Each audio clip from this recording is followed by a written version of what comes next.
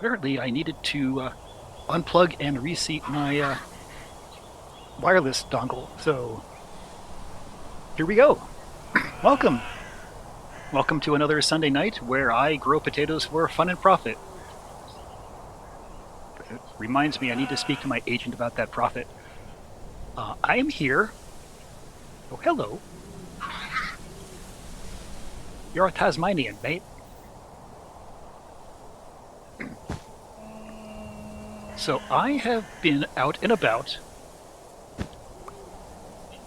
How are my audio levels, by the way?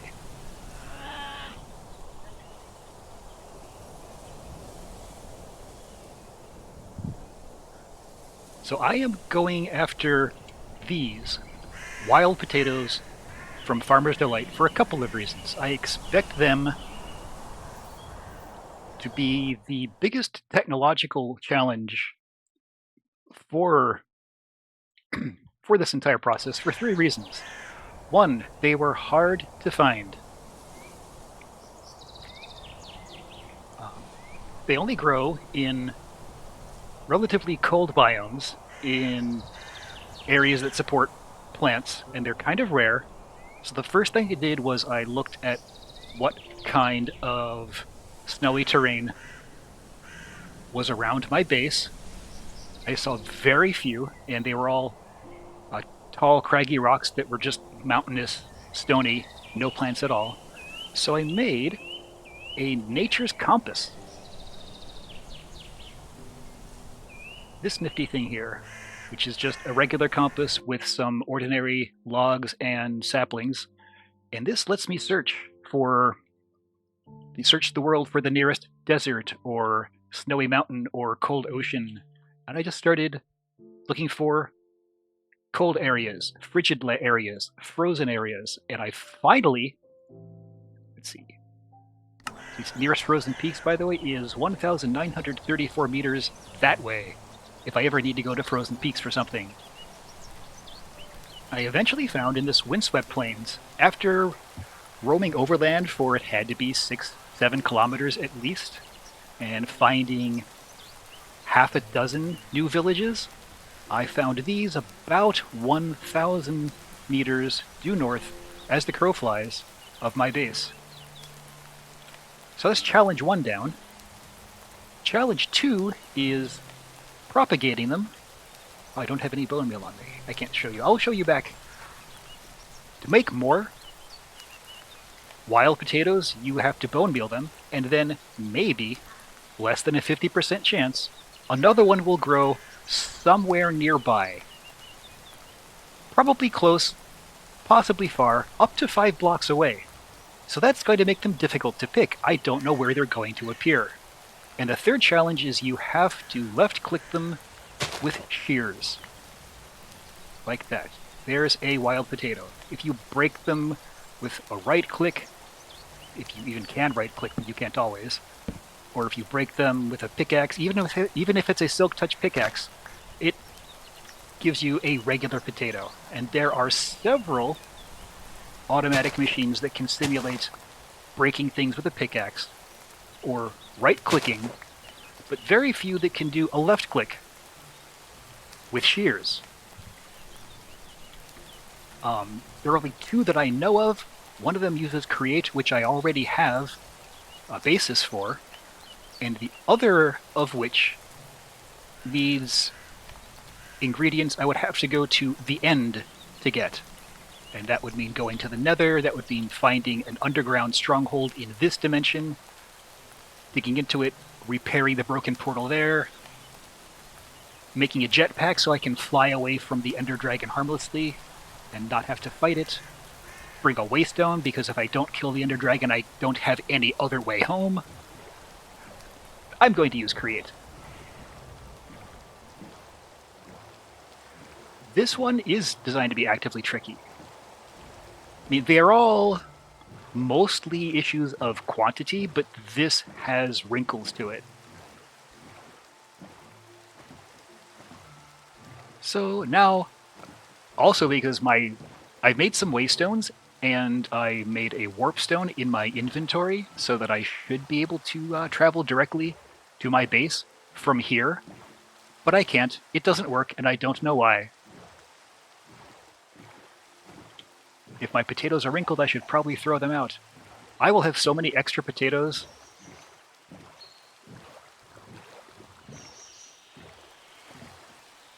Okay. Check my map. I am here. Yeah, so turn right and then turn left around the sandbar. Or, alternately,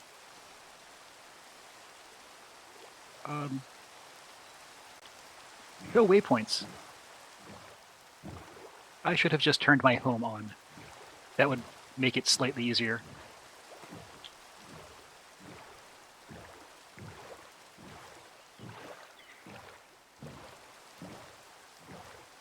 You can see, oh, there's a ruined portal. Looks like a fairly big one.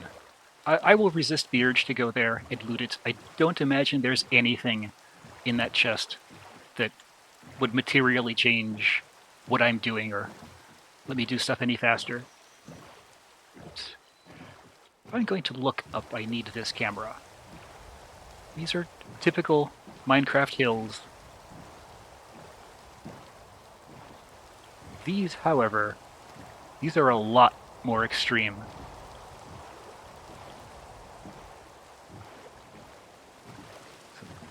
Titanic skyscrapery, waterfalls, and lava falls, and oh, there is another dungeon. That is the Alpine dungeon tower entrance that I was mentioning they sometimes spawn in. I don't mind if you announce this at all, as long as they are cool people who are cool to have around. It's like this is some very impressive terrain generation when you start adding modified packs in that do fancy biomes like this Coconino Meadow. There's a power crystal from Deep Resonance, which I'm not going to use. There's some stone in my way, forcing me to go back around this way. Oh no, having Twitch tell you about this is just fine. I hope Twitch tells you. That will remember to remind people who I've forgotten to remind. So yeah. There's another balloon up there from Cloud Storage. That is literally the name of the mod, Cloud Storage. It lets you store things in the cloud. Those were not mammoths, those were bison. There are several bison in the area, and that's why I've decided to go for bison instead of cows for the beef that I will need for 2 of my recipes. They are a lot more productive. That is ink sacs because there are whales in here that kill the squids that are also here. They are natural predators.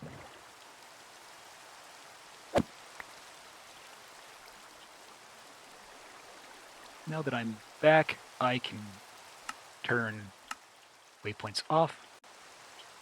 I don't need to be told to go here. I'm here.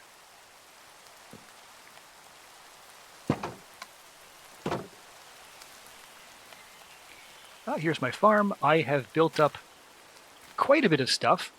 I have as much string as I'm going to need. That's going to be as much onion as I need. I'm still short on rice. Rice, it turns out, grows half as fast as everything else. So even though I've picked up most of the flax and the onion and replaced it with more rice, rice is still lagging behind. So there's a bit more work to be done there. This can go in my inventory. Wild potatoes can go here for now. I'm going to need more brass. Let's start some more brass smelting on the assumption I will want more. Brass and zinc, they'll melt. This will automatically merge them into an alloy, and then I will get brass. And I'm going to put some contraptions here. And I'm going to be running so many pickers at such a high speed, I will need more power than this water wheel can provide. I'm going to have to go up to steam power. By the way, 3.2 thousand poison potatoes. Oops. Put that back.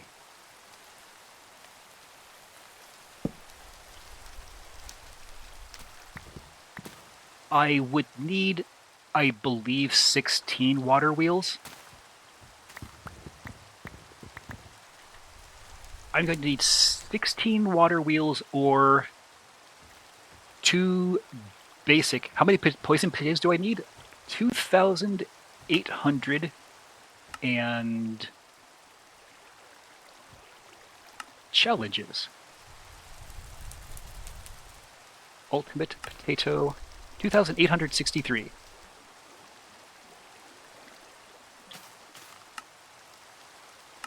We'll submit what I have. Did that not take them? It did take them. I'm going to have to see if there is a way I can automate the quest submission. Like maybe if I put them in a backpack, it will see them in my backpack and I can just do this once.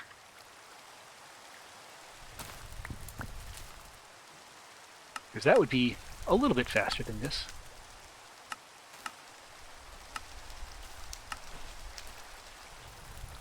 Task completed. Let us mark the occasion.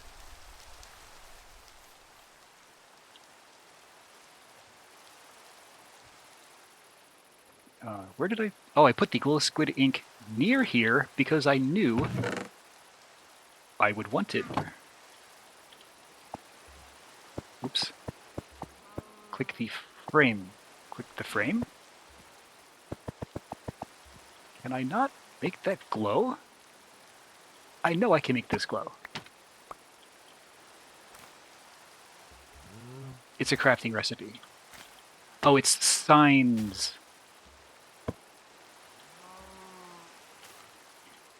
That's not so much glowing, is it? I will have to work on another way to make that look spiffy. Yes, all of these quests need 2,863 of whatever the object is. How close am I here?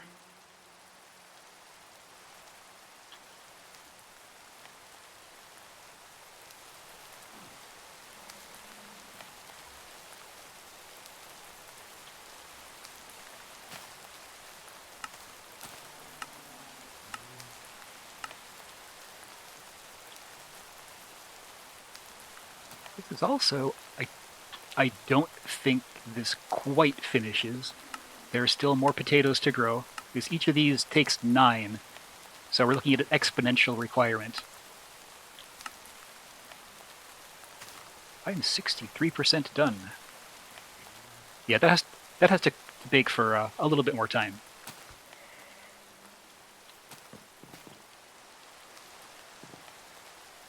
I've moved my my power generating equipment from down there to up here. This is going to expand a little bit shortly, possibly sometime today. And down here is going to be some quick kitchen equipment, I believe. But for now, I need to make some steam power tanks. And this here, those 2 blocks have become molten brass.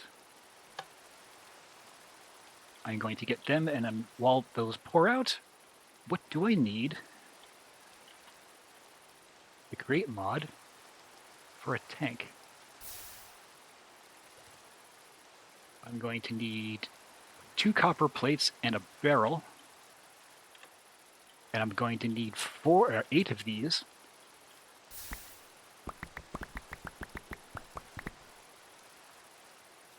So that's 16. And the barrel...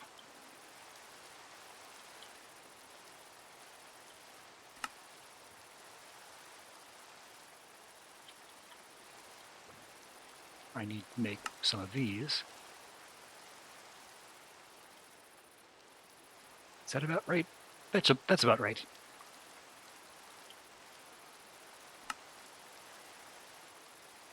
And now I'm short on the oak planks. Seriously?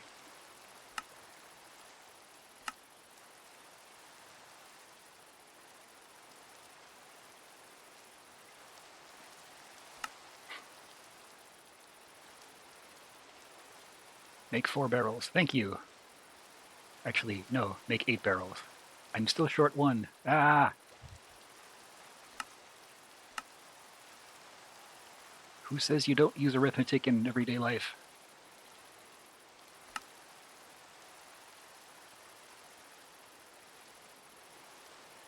There we go.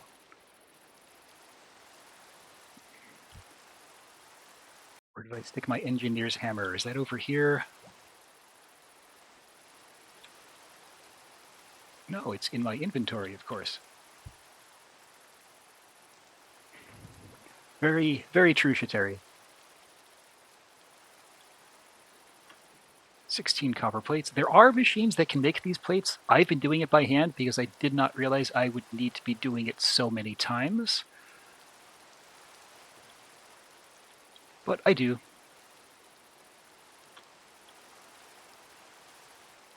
And now to make 8 of these. These general fluid tanks, you can actually make an arbitrarily sized tank that holds any fluid, but they do double duty as a boiler if you put a steam engine on them. So the steam engine is the next thing I'm going to make. I need 2 of these.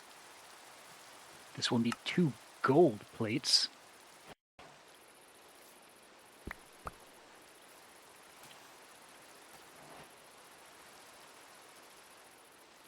One each.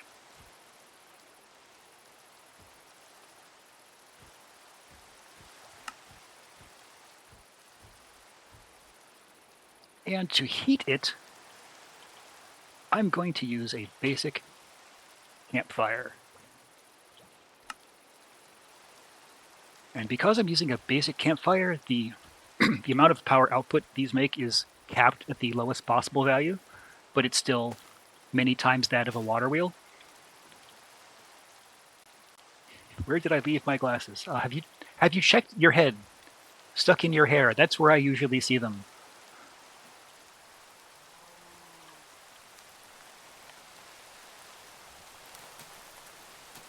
I'm also going to need some shafts.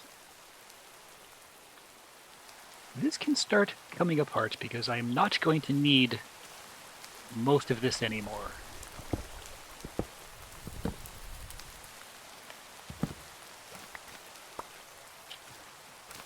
Stuck in the water, out of the water, remove the water. There is water at the bottom of the ocean.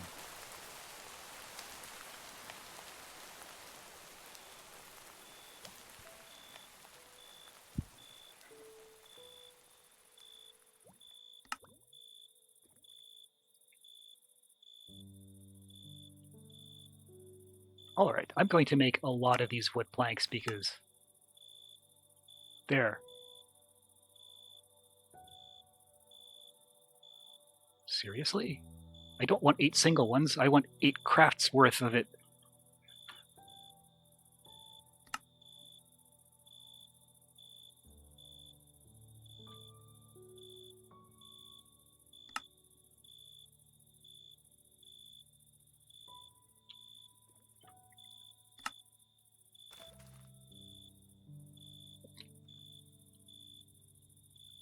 Before I start making the entire setup, I am going to... Pardon me. Remember how I mentioned we need to bone meal these and you don't always get a new potato? Well, I'm going to need lots of bone meal. So I need something that'll grind the 5.9 thousand bones that my skeletons have made. Oh, I still have them on. You can rest. You can take 5. I don't need your bones anymore. I need something to grind those bones into bone meal. Now, I can make an auto crafter, but since I'm making a really powerful, highly geared up create mechanism anyway, I'm going to use the one from create that can grind a few things, one of which is bones, and you get extra bone meal out of it. And that is the millstone? The millstone. And that needs... Why are you using reinforced stone there? Use regular stone.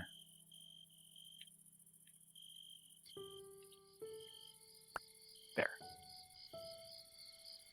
Put that in the recipe. And I'm going to need a couple of hoppers. That's one. I need to make a second. And I'm going to turn both of these into rapid hoppers, because regular hoppers can only transfer 2 things a second. And I'm going to be making them a lot faster than that. And I'm going to need this one. 2 1x1 oak drawers, which I will have to make more of.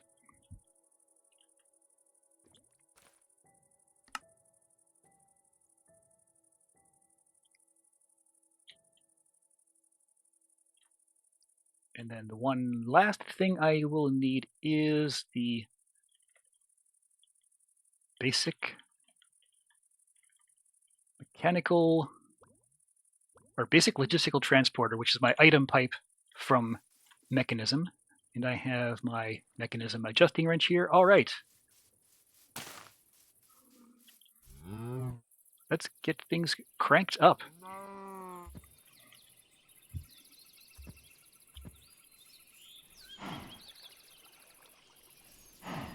First of all, where am I going to be planting? I'm going to plant the flower here.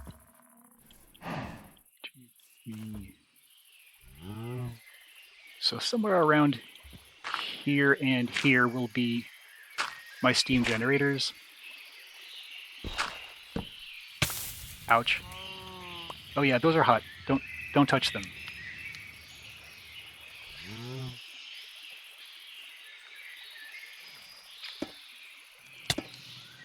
Oh, hello. Apparently they were hostile. And that was not the kind of wildling I wanted. They can fly over the walls. They are basically owl bears. They are from the Ars Nouveau mod.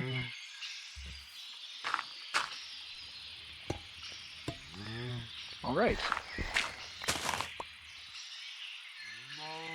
Steam engine. Finally a shaft. And I want this to go vertically.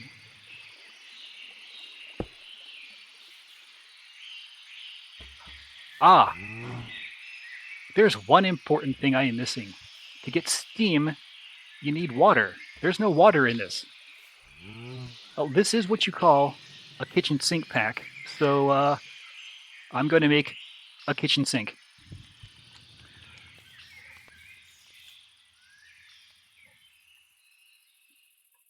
Kitchen.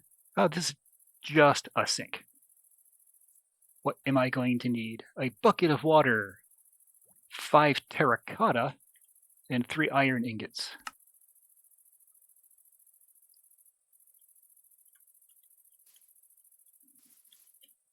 I don't need you. I don't need you. Bucket of water. Terracotta is what you get when you bake clay, and I need 5. 1, 2, 3, 4, 5 clay. Clay blocks, rather.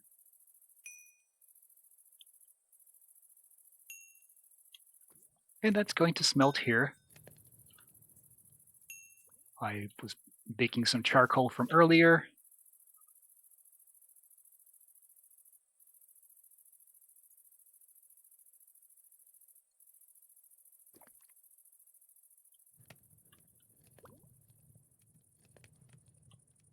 That can go here.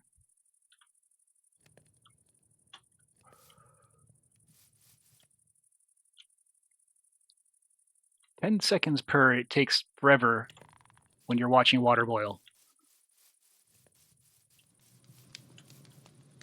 Meanwhile, let's see.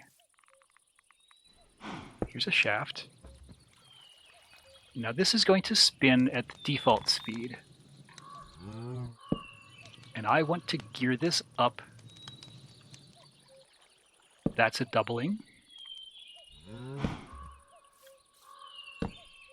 That's a doubling.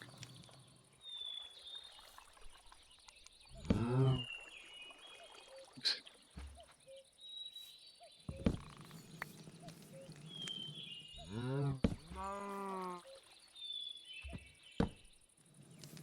No, not there. Here. Can you go here? Thank you. That's a doubling.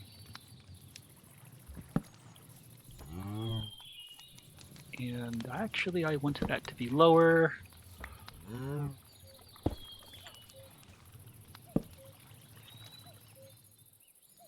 then put my millstone there. One hopper leading into it.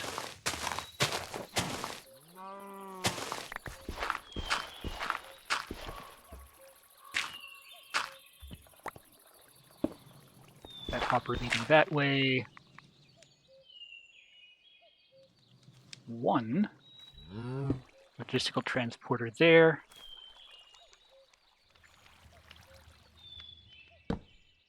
One there. One there.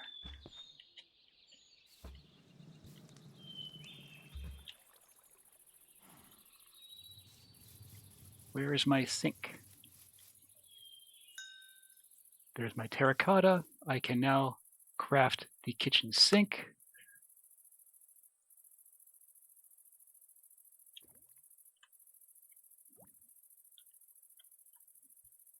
Basic. Where are my fluid pipes? I should have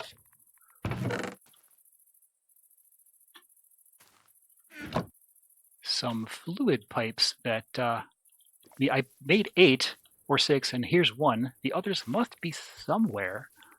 Did I put them with the mechanism stuff? No. I'm going to have to make more. This is kind of boggling. They can't have disappeared.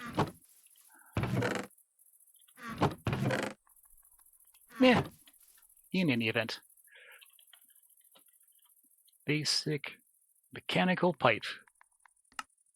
This needs steel and an empty bucket. Hey, fortunately, I have an empty bucket.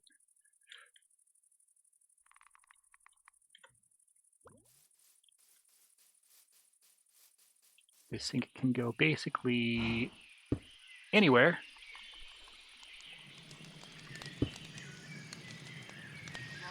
The pipe goes there, and I configure the sink end to extract. This sink makes infinite water inside itself, and I believe it can be extracted at any rate. See, no, you have never lost your fluid pipes, but you don't play Minecraft. This is now spinning at. I've not made the goggles that let me see how fast it is, but it's pretty darn fast. I believe this is 256 RPM, which is the maximum. And now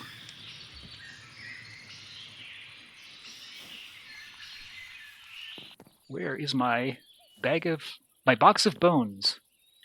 Right there. It's up there. I want it down here. Down here is where I am.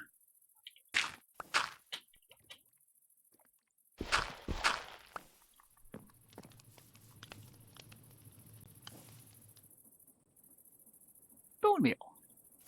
And make 1 white dye myself.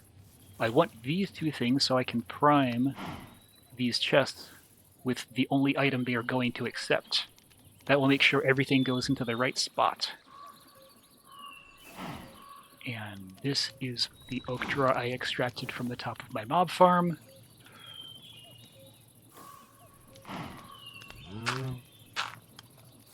Place that on top of this hopper.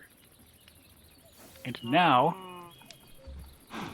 I should see my bone meal starting to crank.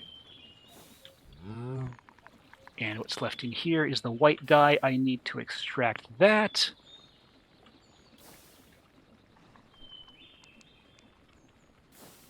This will be the leftovers this way. This won't fill up with extra white dye as an extra side effect of this millstone. Ordinarily, when you craft bones into bone meal, you get 3. Oops. This particular recipe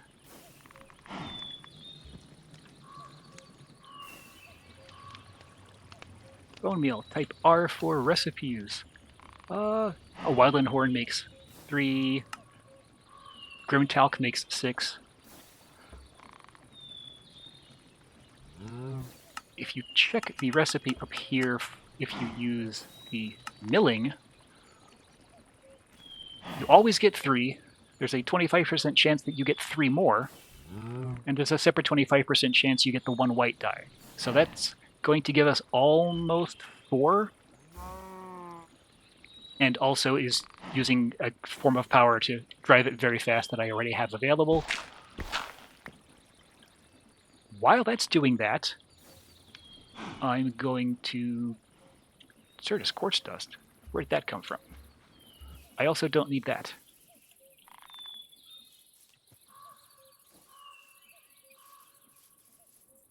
So, let us do a quick run. Like I mentioned that I found other things when I found six other villages.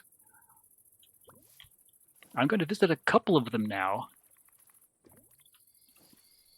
Yes, wild and horns. Well, first thing I'm going to do is sleep the night away.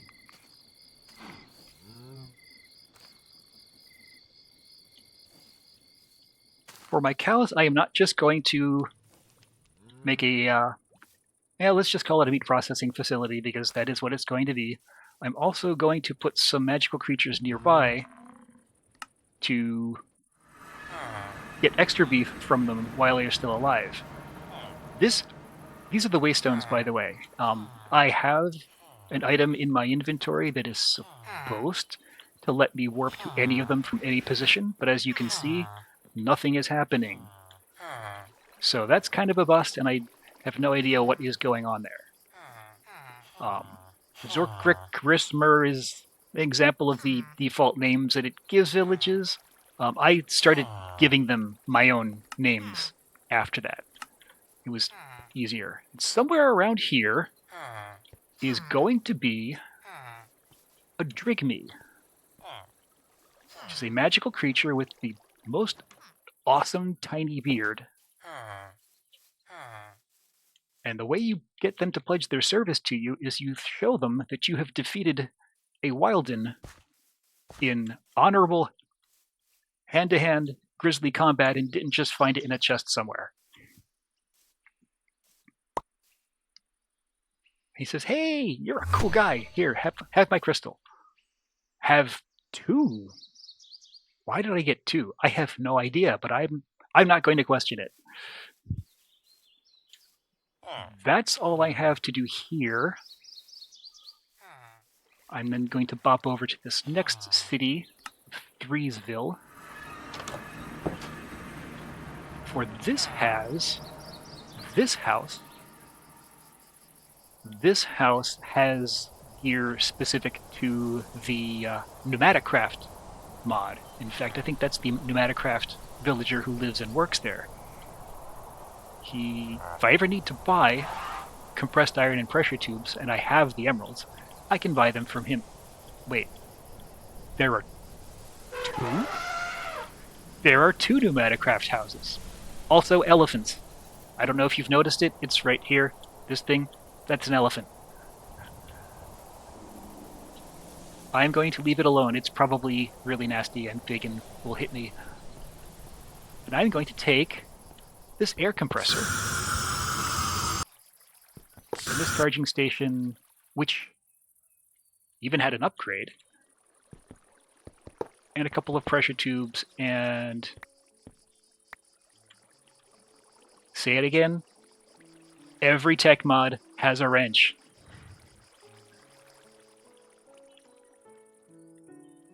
These will come in handy later. I don't have to build a compressor now. Compressors are Pneumaticraft's version of power. They don't run off energy, they don't run off mana, they run off compressed air. And some more pressure tubes. And some heat pipes that I don't know if I'll need them, I'll just take them.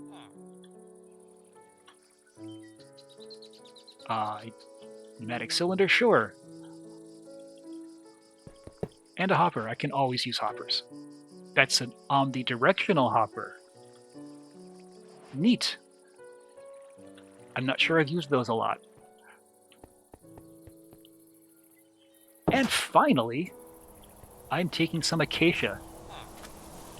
Because I'm going to be making things from the industrial foregoing mod when it comes to the cattle farm. And its basic crafting ingredient is latex, which you have to get from wood, and acacia is the most productive source of latex. There, I am now done my brief foray. Let's go back to my home. How are we doing here? I'm already... Oh, I have capped off because I never crafted an expansion to that lets it hold more than 2,000. I'm going to need a lot more than 2,000. Put away all that stuff first. And the acacia log.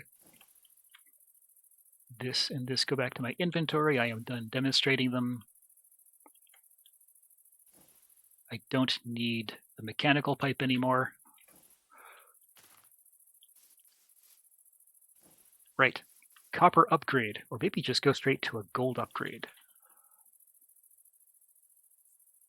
No, I have to make the copper one first.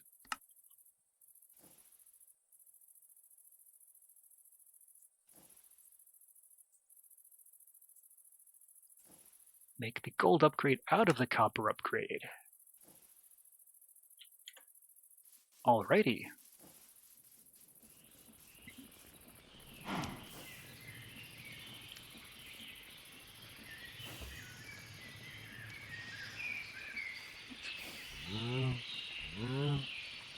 Currently I am manually extracting. What is in here? 200 bone meal. Yes, this 4.8 thousand. It's really hard to tell how fast they are going through this, but it should be pretty fast.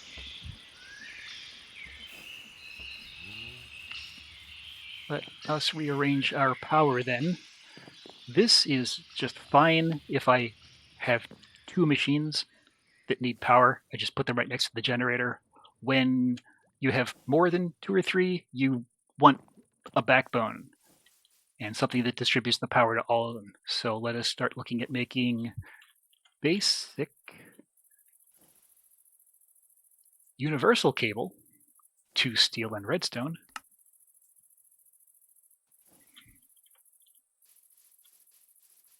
Do a little bit of repositioning because I'm going to start the infrastructure for industrial foregoing.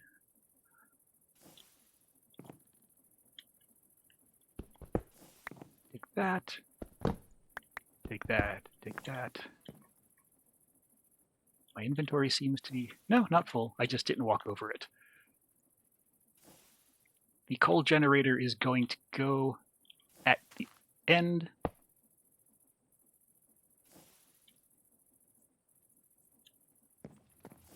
Move out of the way, torch. Cable. And that looks like, yeah, that's already charging. I don't have to mark the input end. Enrichment chamber can go here. Infuser can go here. Now I need to make the very first machine of the industrial foregoing line, the fluid extractor? Liquid extractor? Fluid extractor.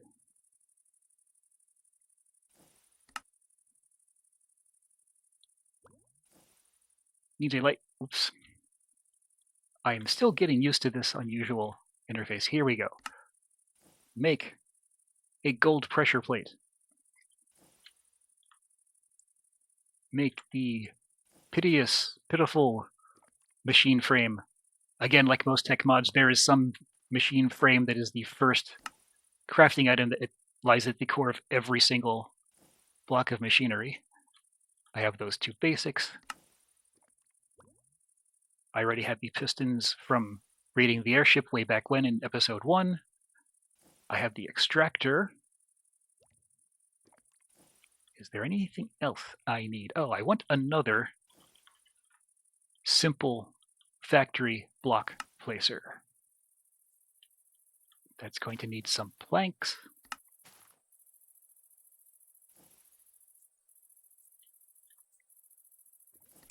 This will automate the process of putting more acacia in place once they have been fully extracted. And I think this starts out pointing towards me. Yes, except that's too far. Is it too far? No, it's not too far. I had it right the first time. Gah. That goes there. The log will go here. The fluid extractor goes here. And of course, that starts out pointing the other way. Standards? What are standards?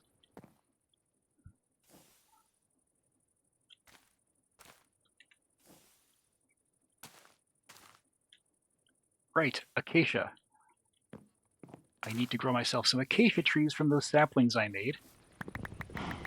Give me a ton of bone meal, please. Thank you. I think I have the extra. If I need 3,000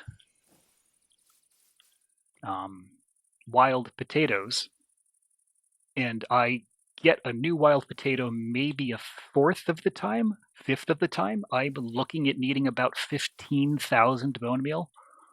There's a reason I use a very fast machine over there. I want this to finish in a practical amount of time. Even if it's offline, I want it to be measured in hours and not half days.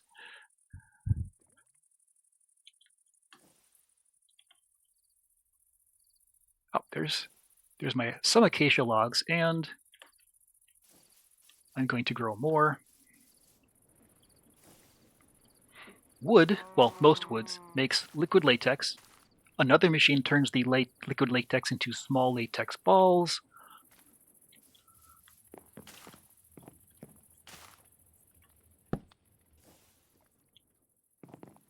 I craft 9 latex balls into 1 lump of latex, and I bake that into plastic, and that lets me start crafting.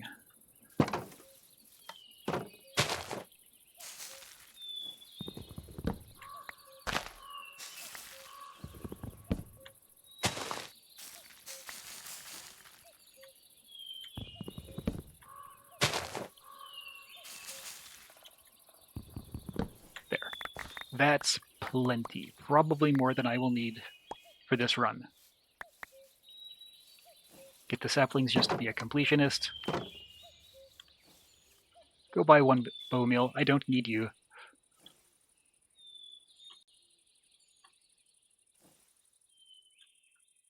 32 acacia logs. That'll be plenty of latex. This is getting power, so it is faster than normal. I'm already up to 1/3 of a bucket out of 1 bucket. It only holds 1 bucket. That's not a lot.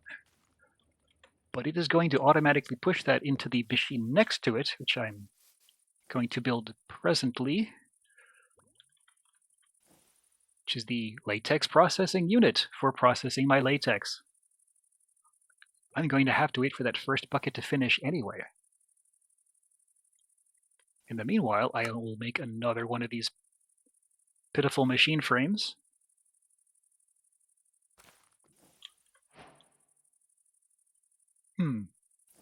Quest completed. Does that give me something useful? I've largely been ignoring these introductory quests, and it's probably cost me a couple of basic ingredients that I could have gotten quickly. If, in fact, I could have gotten the acacia sapling just by building the extractor.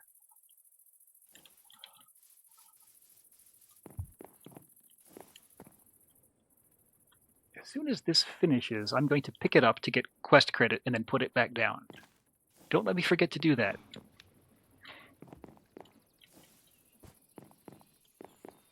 How are we doing over here? 3,000, 7,000. 7,000 out of 32,000. Yes, that will hold everything that it makes. I think, meanwhile, what I'm going to do is check on...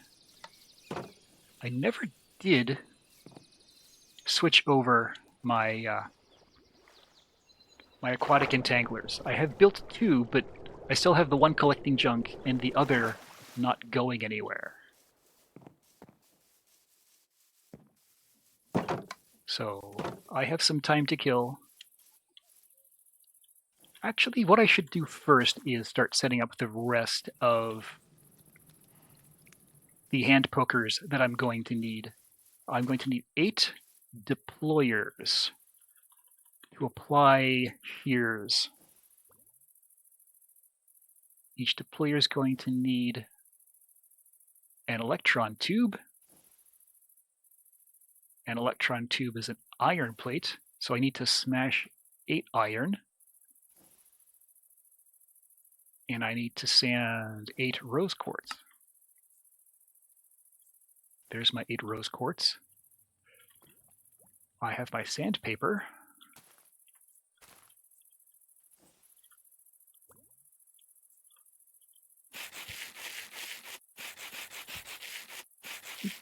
I'm going to need more sandpaper. Sandpaper is easy to make.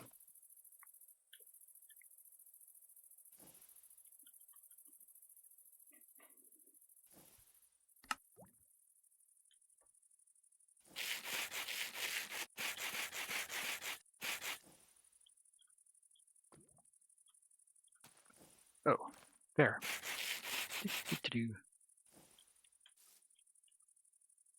This lever goes on my coal generator, so I can actually...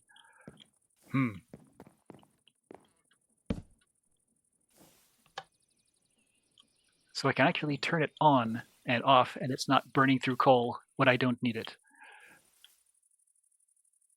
So that can go in there. Smashing 8 of these.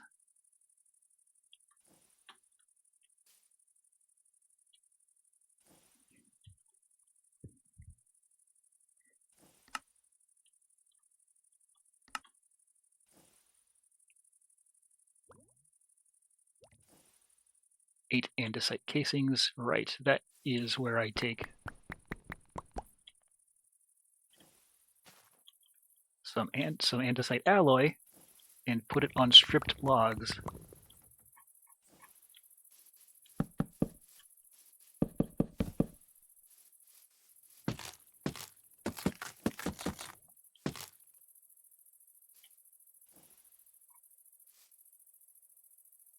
Yes? No? Oh, that is zinc.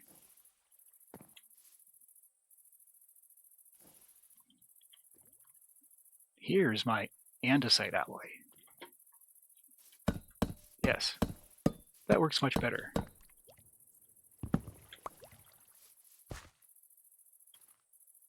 Alloy goes back into storage. A brass hand, 4 times 8 is 32. 32 brass ingots.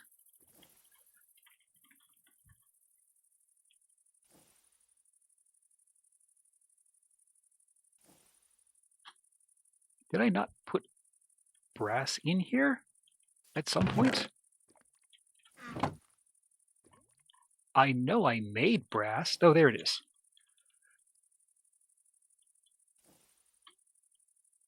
I need more brass.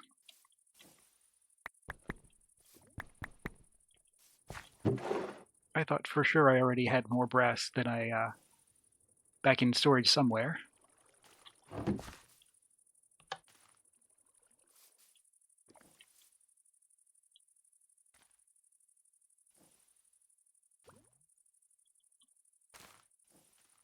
And I can't use... Can I use this anymore? No. I'll need a second one. I don't have sticks. I have 6.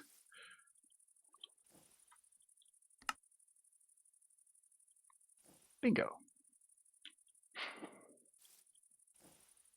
How are we doing?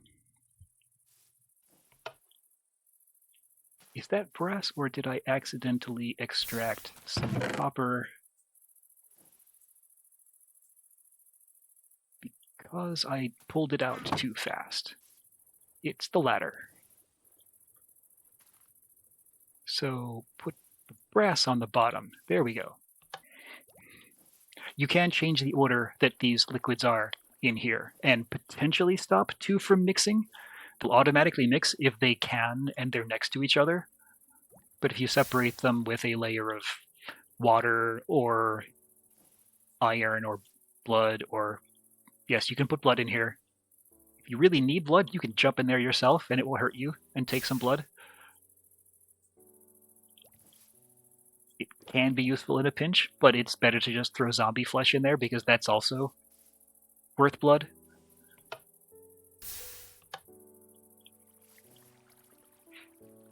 And that turns out to be more useful than you might think, because balls of blood are tagged as slime. So you don't necessarily have to go and find green slime for many early crafting recipes that need slime.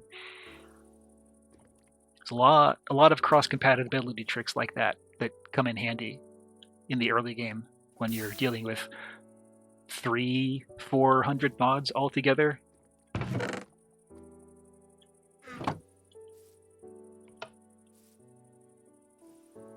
Yes. There are multiple ways to get leather out of them as well.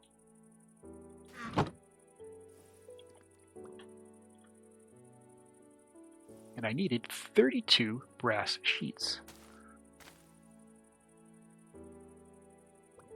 There's my 32. And I'm even going to merge these 2 together to get a completely fixed one. And that's basic Minecraft. You can combine 2 things and it adds their durabilities together if they're the same item, the same material. You do lose any enchantments that happen to be on them, though. So there is a downside. You can't use that to repair really spiffy stuff. Deployers, brass hand, make 8 brass hands. Make 8 deployers.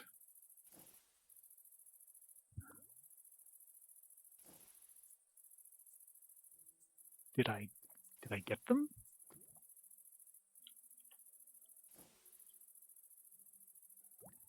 I don't see them. Oh, I did. The Ponder system, by the way, is amazing. It's a live display. It's not just a static book of pictures. And it shows you how things interact, how they will operate in practice. Has hot links to various related or subcomponents.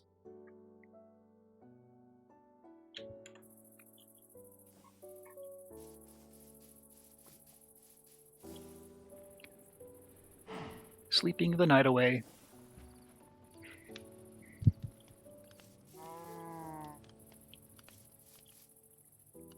Where's my bucket? And where's the other bucket? Because I will also need water.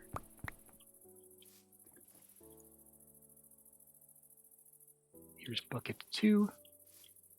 There is bucket of water. There is bucket of latex.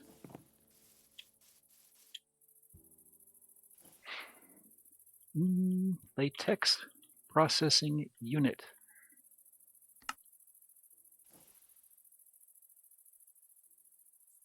Make one of those. Thank you. I will deliberately build this next to the latex extractor. I will tell it to automatically pull its latex from the left-hand side, and you can see it's already slowly filling. I'm also going to need water. Oh, that means That means I make another kitchen sink.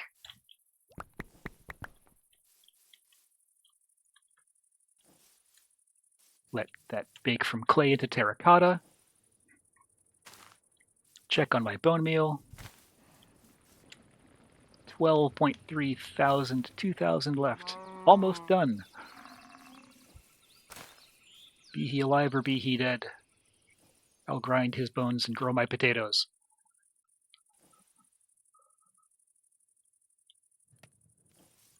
I'm waiting for my... I'm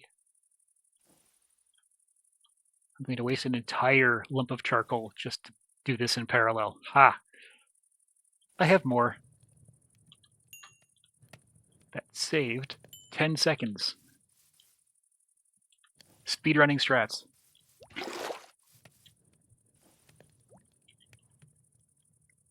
Here comes another fine kitchen sink. This kitchen sink gets built on top. And I instruct it to pull water from above itself. It's getting power from behind. My first of many tiny dry rubber. And now this can just build those up, and I will be ready to launch into making machines from industrial foregoing over here at a later date. I tried to write Buffalo with strike through, but the Unicode didn't work. So pretend that's a funny joke.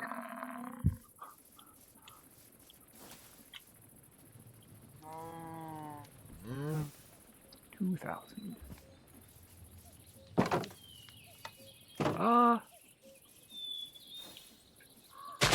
I'm not... Wow, that's loud. I'm not going to auto-farm sugarcane. I'm going to farm sugarcane. I think I will be able to produce enough, just via this method.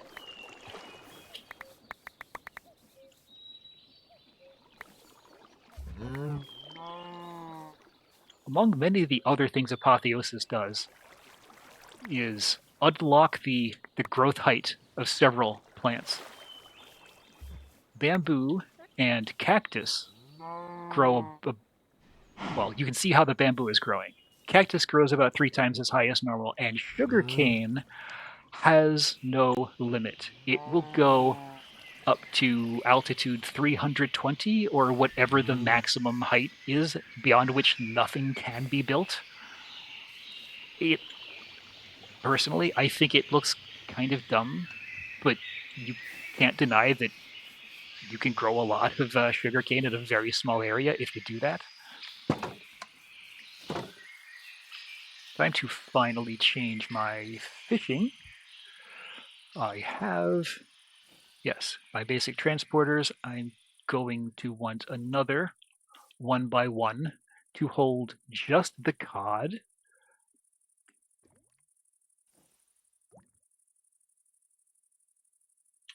And I'm going to have to build one.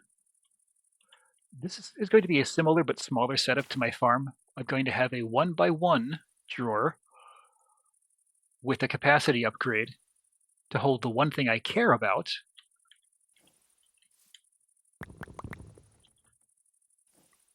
And then a smaller one with with a voiding upgrade to hold everything else and get rid of the extra.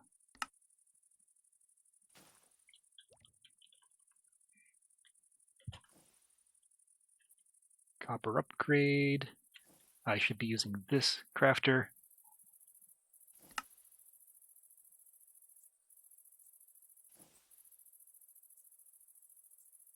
It ate my 2x2, didn't it? See, all of the upgrades need any one drawer, so that it might choose to use the one that you were going to build.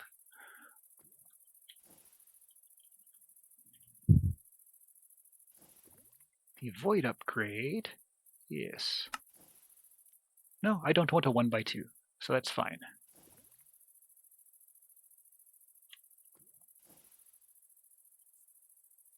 Really? You did take the 1x1, so I can't trust this picture.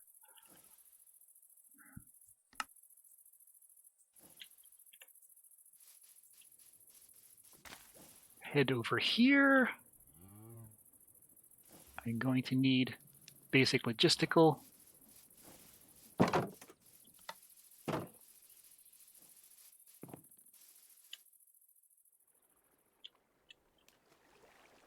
What upgrades do I have in these? Alright, take that out. Nice. That's a lot of fish, but it's full.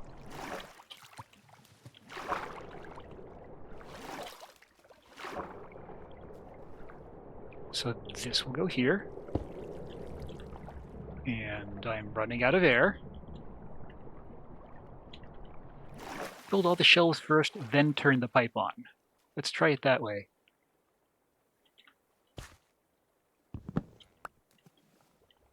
Take that away. This is going to come up. I don't need this anymore either. I don't need a modular router to sort things. There are only 4 kinds of fish that these fishers will catch. It doesn't catch anything from mods, so I will be able to use simple piping and drawers to give them only 4 possible destinations in the first place. I need another transporter. That was my last 2 links, and I need 3. One moment. Basic logistical transporter. Good thing I made some basic control circuits ahead of time. I did lay on a stock of those basic components and steel once I was able to make them with the early mechanism devices I made.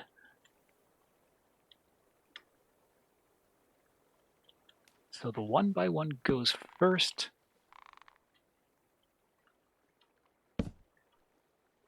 The 2x2 goes on top. These pipes will take things to the first thing along their path that has room for it. And that is useful at times. You can make things go to the right place just by virtue of where you place them in the chain. You don't need explicit filtering. So cod, which is the thing I need the most of, goes there.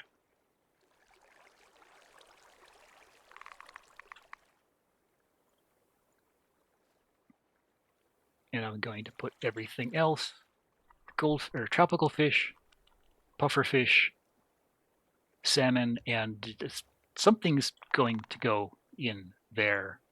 I'm actually, wait, where's my, yeah, here. In case I ever need that again, it's right there.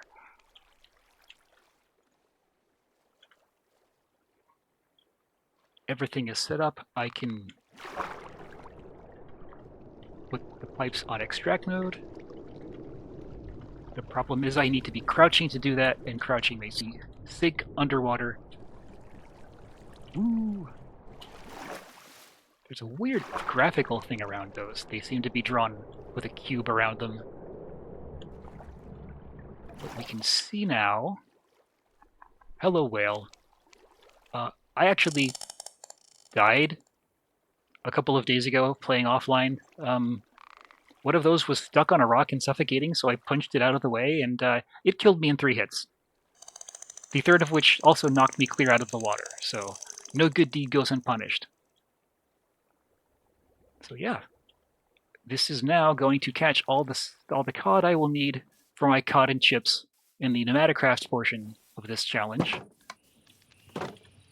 Sleep through the night, and I should be set on bone meal.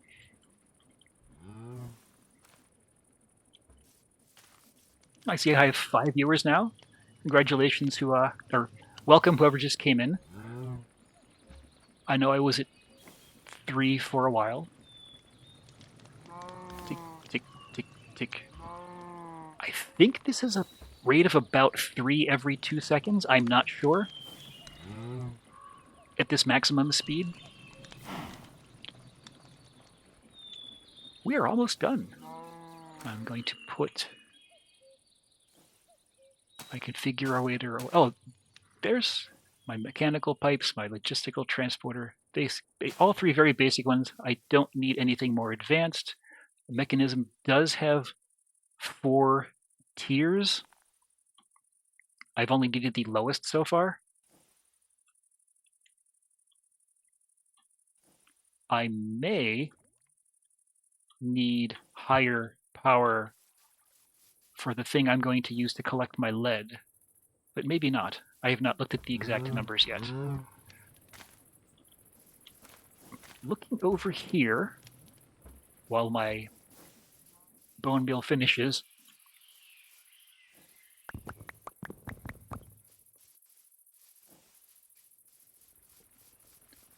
the potatoes getting planted here. Oh, I don't need 8, I need more than 8.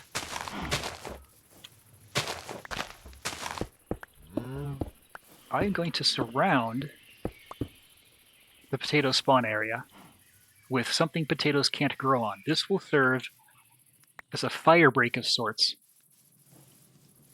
because I've looked at the algorithm it uses, and the potatoes will not spread to a place that it requires a complete path of dirt from where they're coming from to where the new one will grow. So I will never get potatoes growing out here or here, and this is important. Once there are 10 in the immediate vicinity, they stop growing. And so if I have too many that pop up in a place I'm not harvesting from, it will stop the center one from making more and interrupt my process.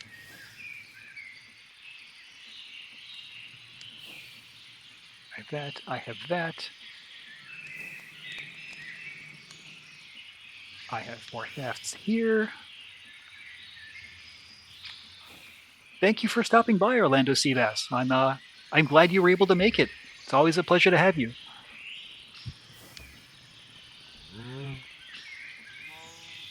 Is there anything else I can do while 400 last bones grind? I will shift a couple of these remaining onions into rice. Where are my onions? Right here.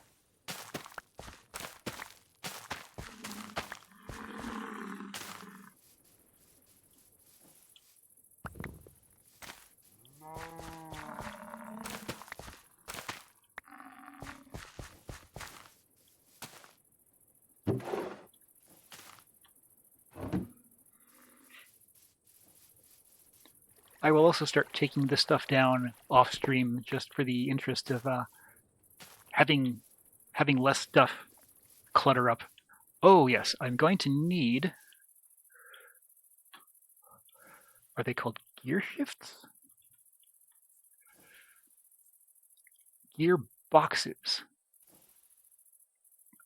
These deployers are going to have to go in such a tight configuration that I won't be able to conveniently run their power shafts through gears around corners. I'm going to need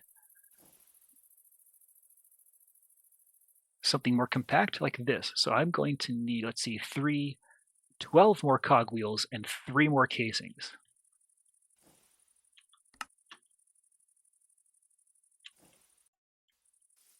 How can you constantly not have oak? It's right here. There. Now you have a lot of oak. Never tell me you don't have oak planks again.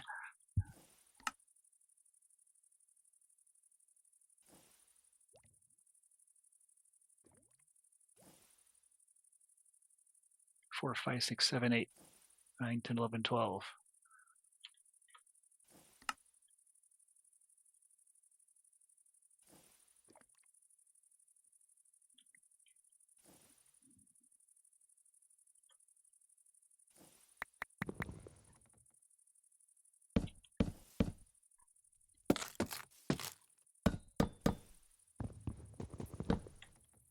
And 3 of those.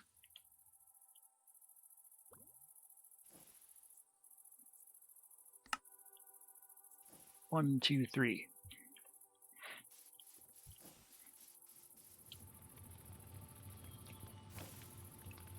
And I'm going to need a wrench.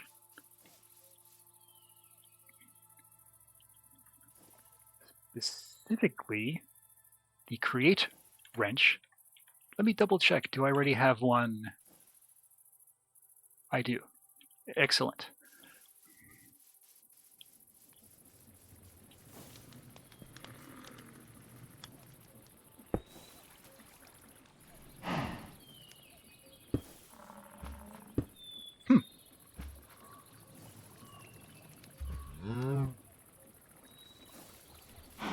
See those 3 there, 1, 2, 3 here, those 2 there.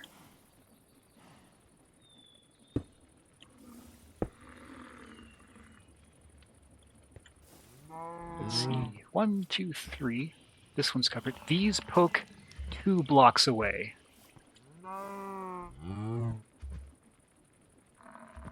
Yeah, I think this is going to cover it.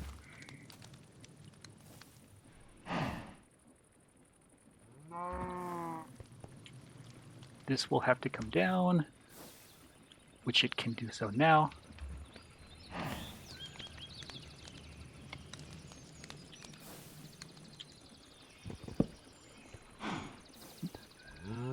That probably fell inside, yes. That still has over 100 bone in the hopper, so there's a bit of a delay.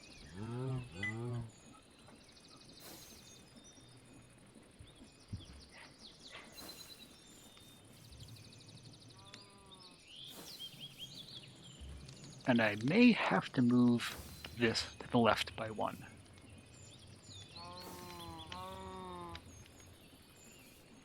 Probably not. But what I am going to do, I don't just need those, I need 2 networks of item pipes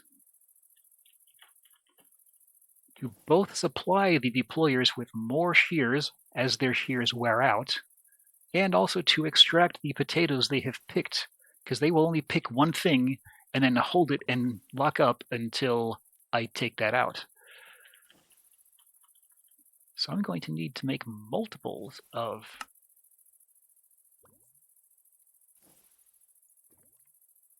these item pipes, and that means I need more control circuits. Control circuits come from putting redstone into osmium. Now,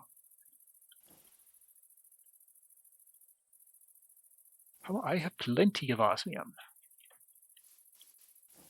And I have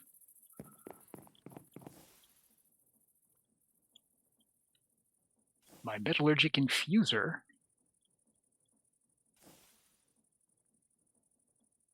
Put in 16 of those. Take some of my compressed redstone. Like, normally it takes 1 redstone to be worth 10 units, but this enrichment chamber, you can make compacted versions of redstone and of carbon and of diamond, and those are worth several more infusions than normal. It's not necessary, but it does let you stretch your ingredients a lot farther.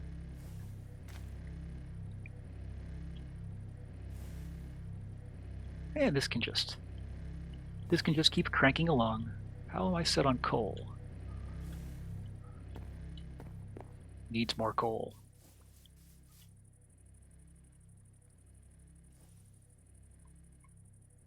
One, two, three, four. There are blocks of charcoal in this mod, by the way. Very, very handy. It's kind of strange. Regular Minecraft, you can have a block of coal, but you cannot have a block of charcoal. I'm not sure if that's an intentional design choice or an oversight. Yay! We are done, and we have 22.2 thousand bone meal from all that. And 1,500 white dye that I don't think I'm going to use.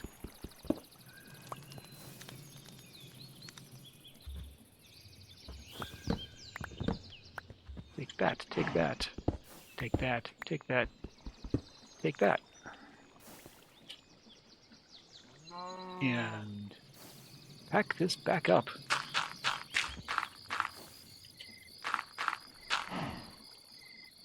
Lay down our last 2.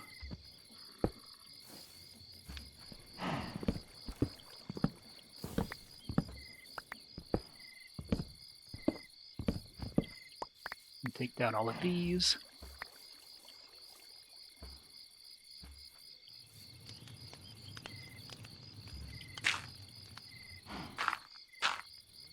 And I do have to make my second tank here.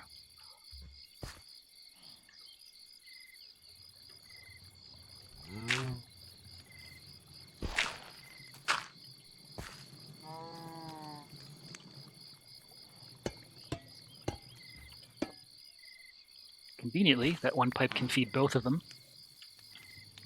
Totally intentional.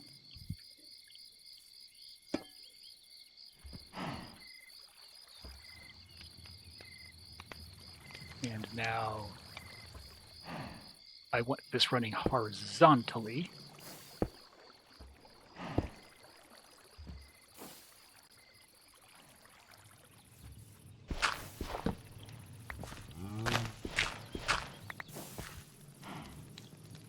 There we go. That's running at 16 RPM.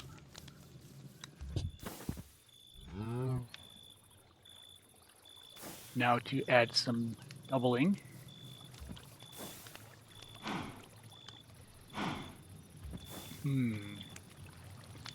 No, I should build it up here first. Work backwards from where I need the power. That way I can minimize the amount of gear turns. You will go here. You will go here. I feel like I'm still missing a deployer somewhere.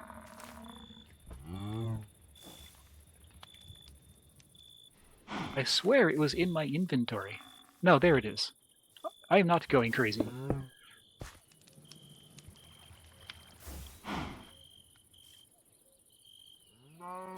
So yes, these are slightly mispositioned. They need to go... No, that's correct. Except this has no doubling in it yet.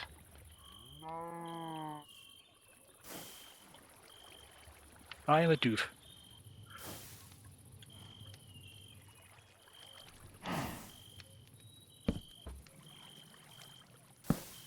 That's one doubling.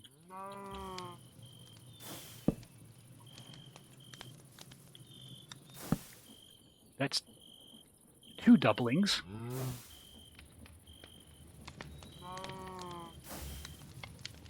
And this is what it's all going to look like when all is said and done, except these should be going twice this fast.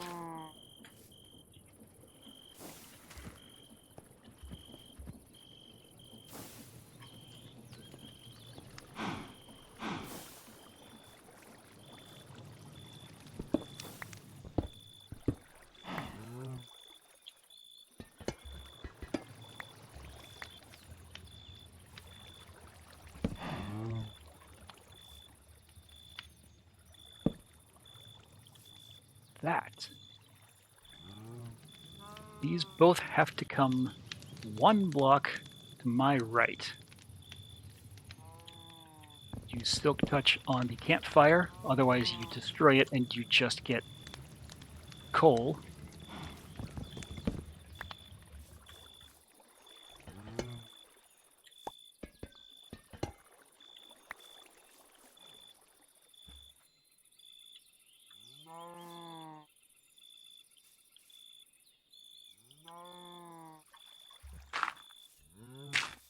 There and there, correct? Yes, that looks right.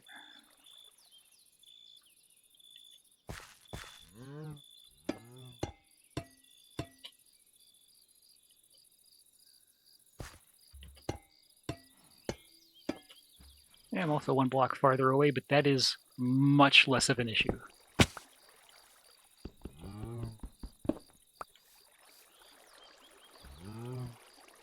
basic mechanical pipe.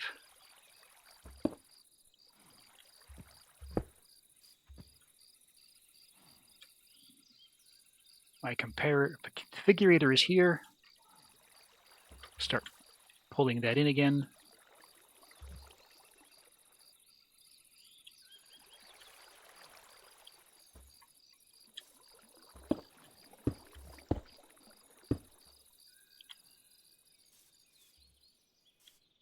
That height? Yes, that height. And lastly, there. This is as fast as these will go with this power. I can double them again, but then I would need to make 4 of these. I think this strikes a good balance on how much setup work versus how much speed I'm going to get. So they are going to be picking the potatoes that grow.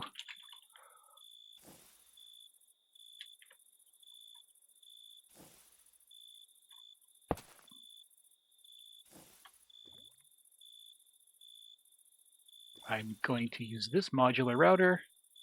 I don't use these cards anymore. What I need is an activator module. This is going to be applying my bone meal.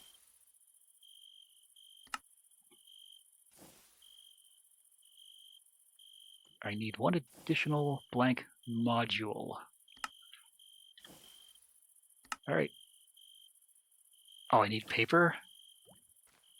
Seriously? There, now I have paper.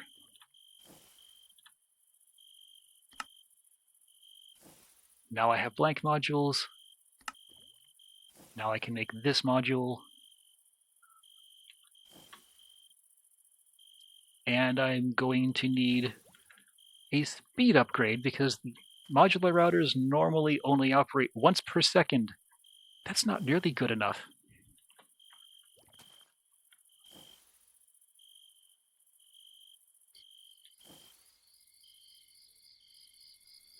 Oh dear.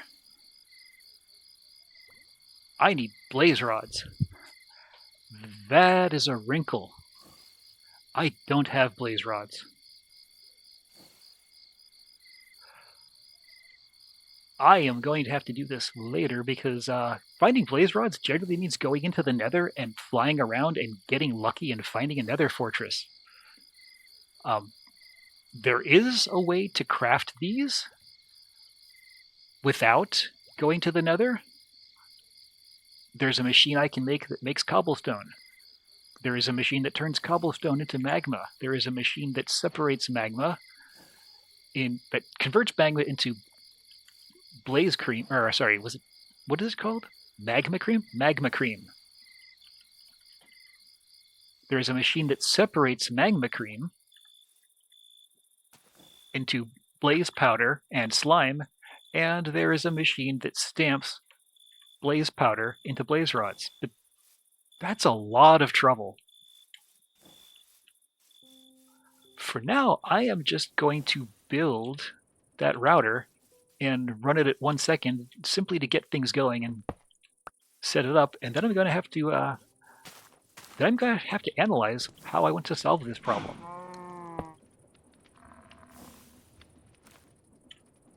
So I'm going to say to this activator, don't be sneaking, take a right-click action, down, and only with bone meal.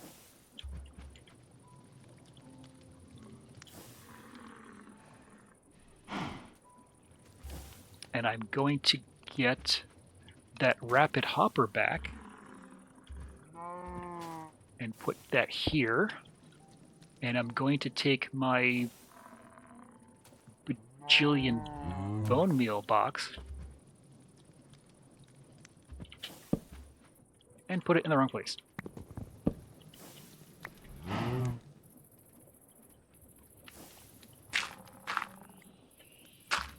Give me a good angle on this. Thank you.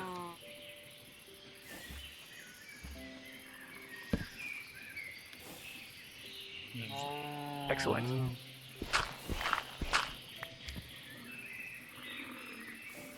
lastly, go back up here, get my alloy.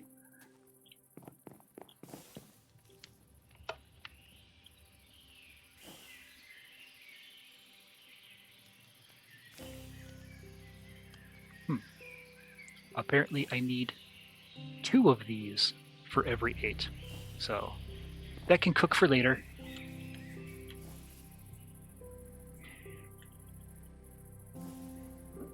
Basic logistical transporter.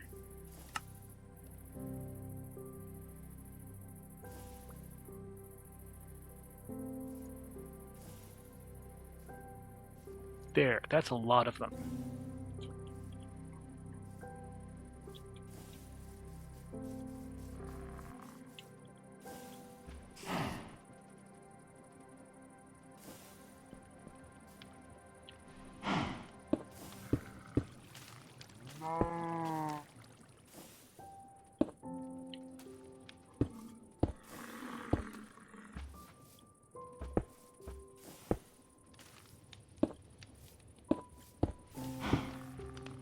This network will feed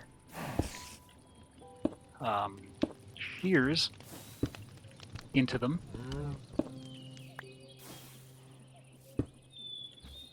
And now, where is my shovel?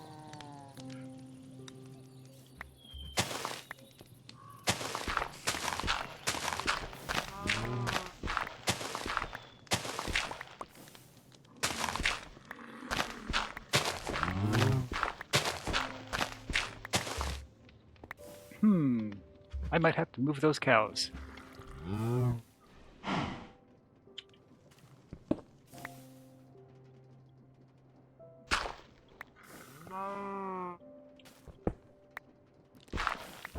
No, I'm good. I hear a spider.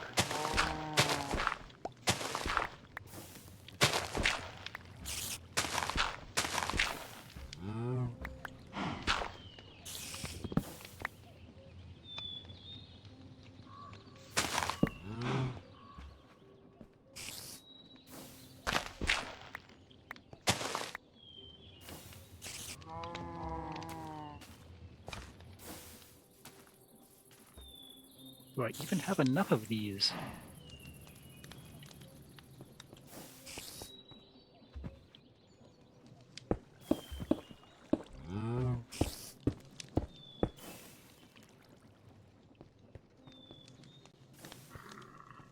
Probably not.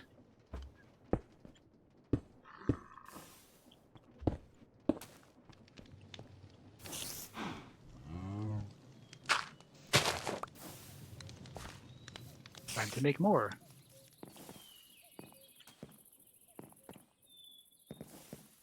I will work on a redesign of this. This is really getting in my way.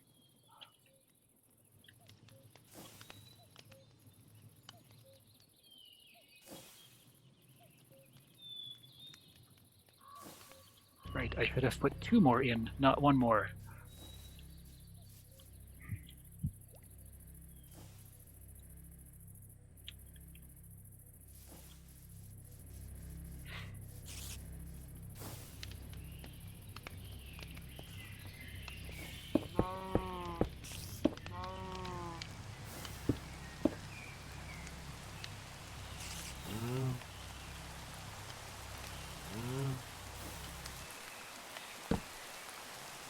That is going to get my potatoes.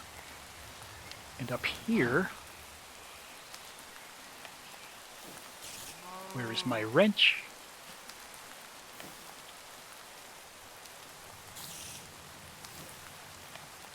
Let me see. Build a chest. I have a chest.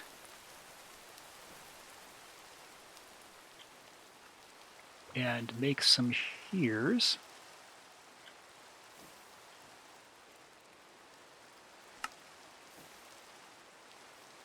One shear.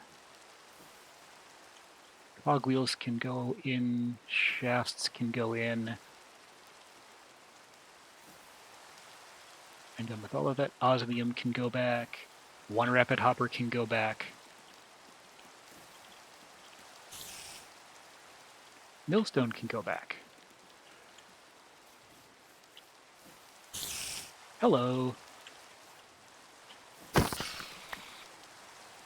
You're fine now, but eventually it's going to be night, and you're going to do a Dr. Jekyll and Mr. Hyde on me.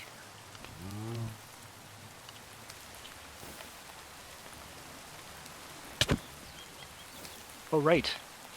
These things will hurt you in left-click mode. So I'm also, before I do that, poking mode are harmless. I will go around every single one of these and tell it, you should only operate if you're holding shears.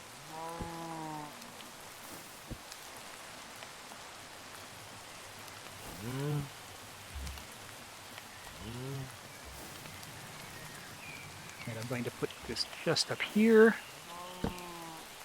Oh, that's good enough. I'm going to tell this to extract. I will eventually put lots of shears in there. Now I'm going to set all of these to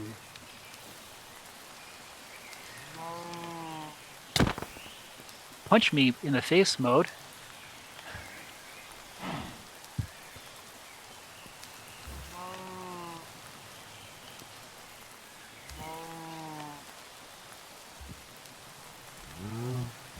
Alright, that's I was missing. Click there, click there.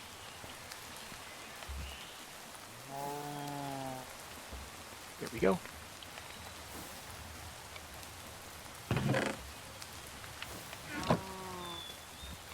That has just installed. Shears in one, you can see it holding.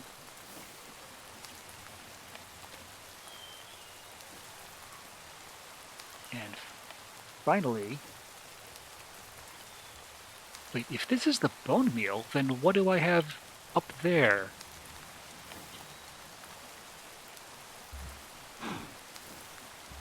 Oh no, that's the white dye. I'm never going to need that. Stick that there for now.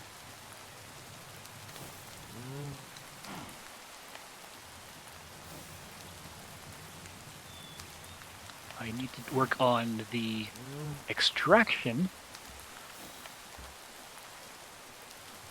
Now, every single one of these has to be set.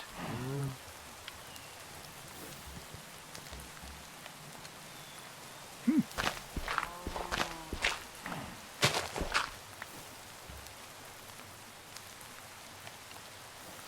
pull. No. There. I almost want more of a tunnel network here.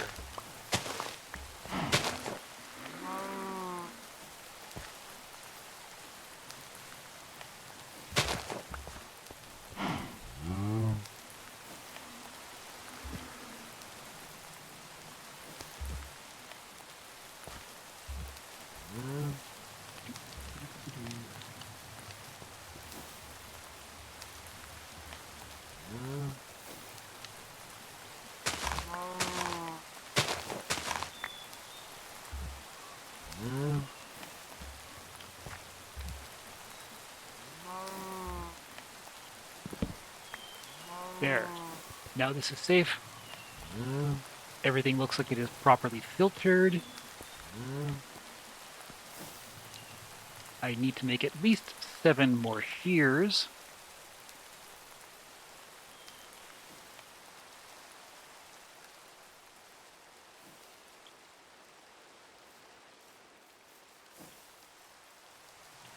All the shears can go in here.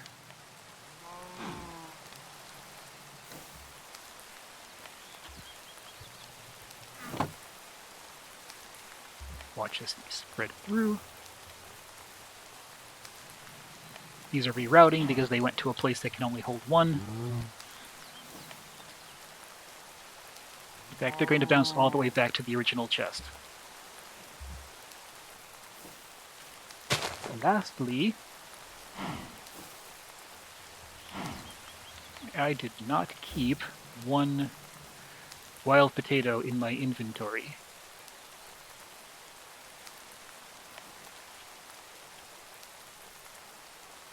this should be it.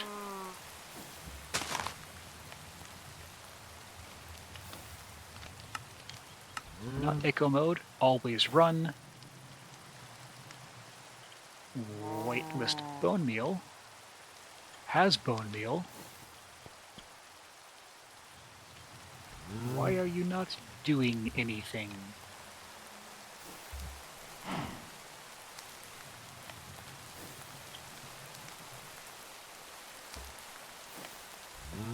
I wonder.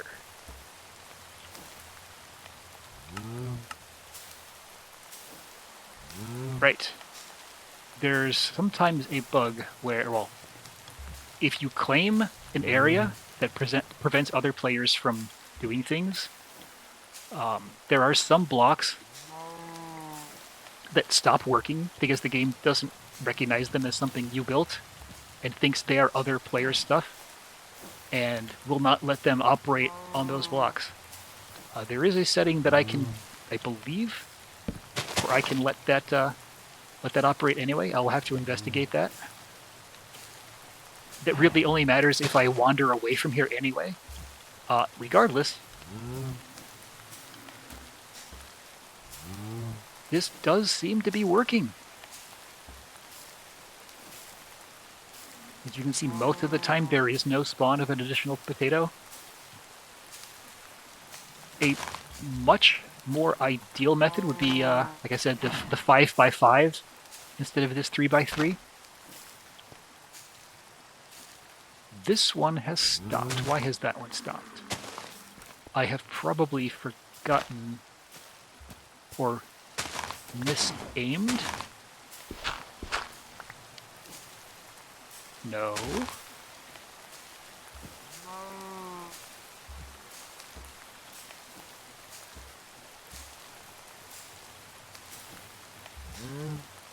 Come on. This is very strange.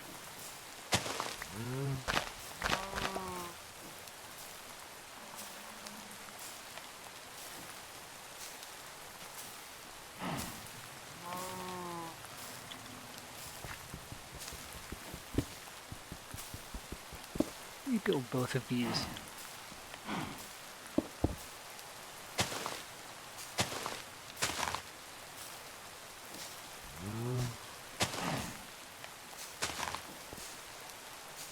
All right.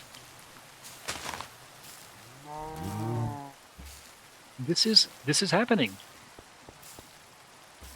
I am curious. Is there another fortress within easy reach? I've not even looked into the Nether. It's not going to take us long to just poke our heads in. Apparently I was aiming at the wrong part of those pipes and changing what sub-channel they're sending their stuff on. I've never used colored channels with mechanism pipes. I've just said, here, connect them, send stuff. I'm going to make another bank of shears just in case. Stick them all in the input chest, and then build a quick nether portal.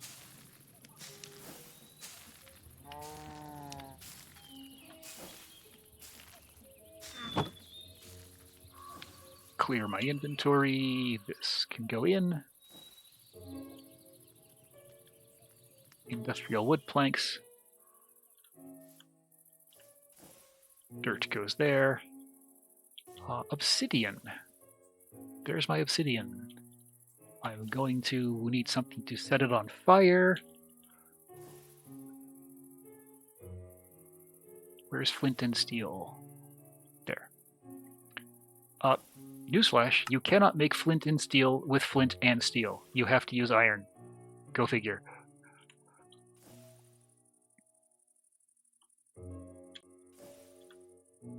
Find a spot to build another portal.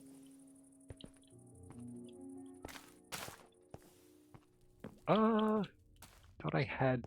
Okay, this'll work. It's a little farther down than I remember, but...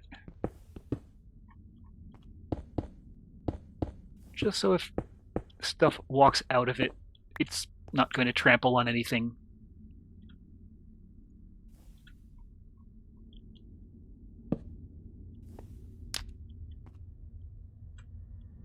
And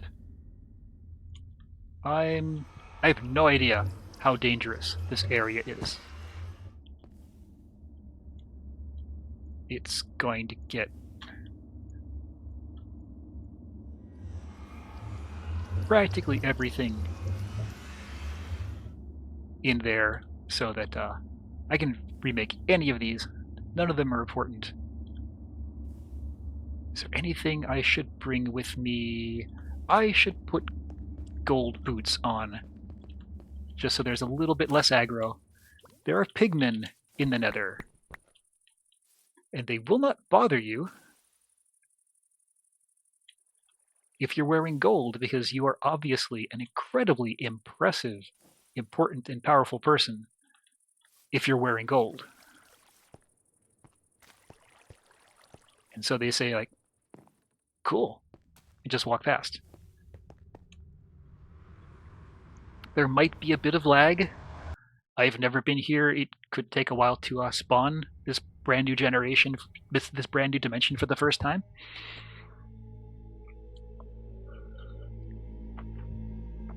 And it is.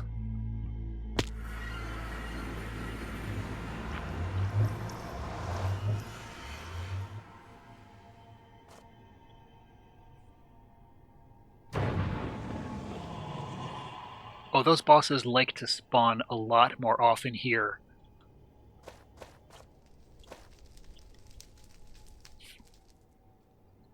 That's a zombie pigman. They are neutral, period. And I seem to be in a warped desert.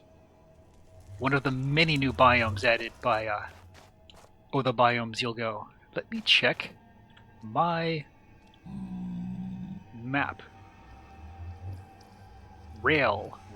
Okay, this is a mine shaft, but this is a nether mine shaft, which will be nifty, but not have blazes.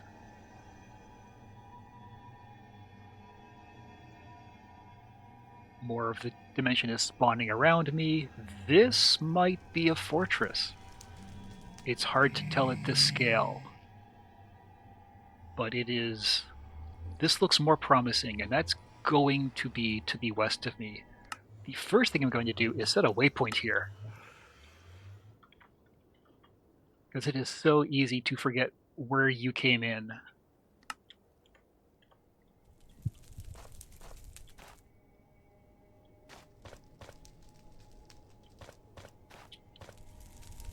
And it looked like epic. What did I pick up that's epic? Oh, huh. An incredibly powerful shovel. Alright, I'll take it.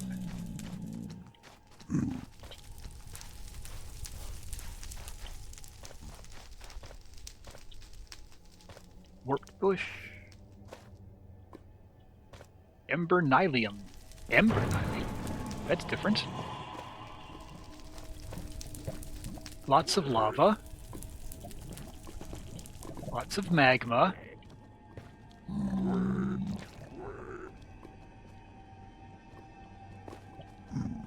Some pigmen screaming.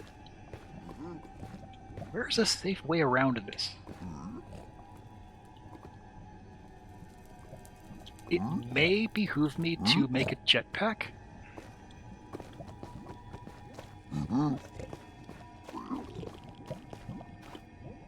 This would be a lot less precarious. I could just fly over things. Oh, hello, lava.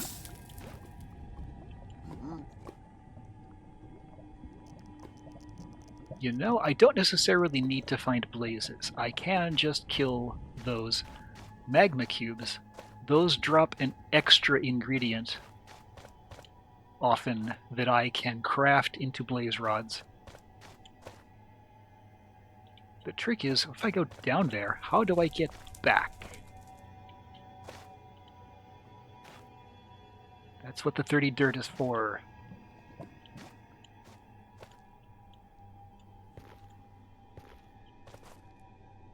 I also could have come here with a warp stone, or with an actual pylon.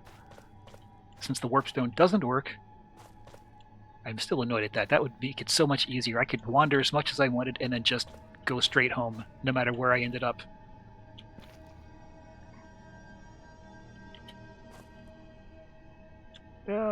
Geronimo. You know what I didn't bring? Food.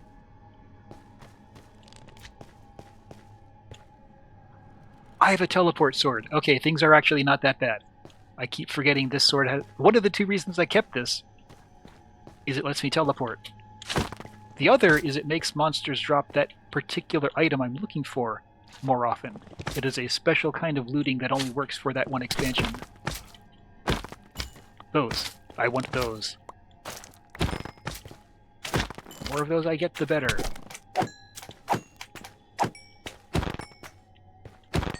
So if I can just get this thing right here, molten core. Yep. Every 2 can craft into 4 blaze rods. That's my shortcut. I don't have to find blazes at all. This is good. I just need to wander around here until I find more of those.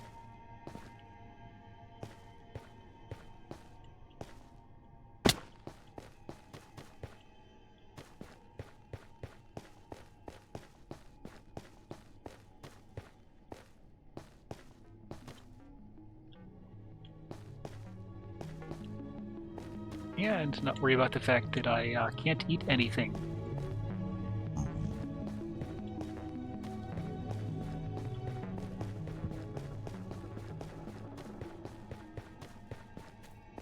Of course, now that I'm here, they're not going to spawn anywhere.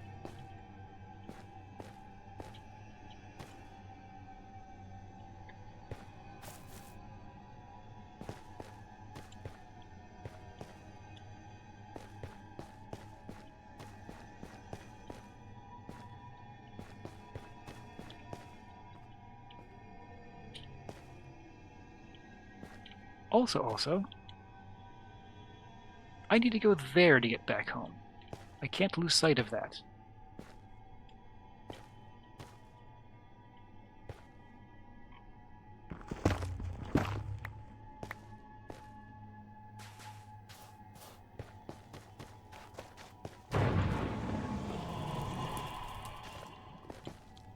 I have all the soul sand I need already.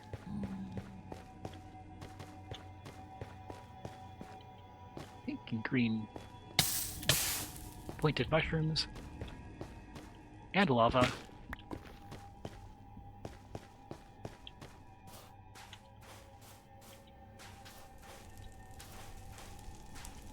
Spooky music.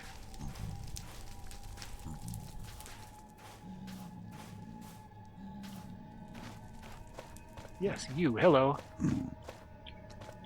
This is not a bottomless pit. I don't care if you come here. The worst thing is when these come at you and fall in lava. Not that it would hurt these, but you still couldn't go after them. At least not until I have some sort of fire immunity, which I've never built up. There are multiple ways to do it. It's one of the first things I look into doing long term.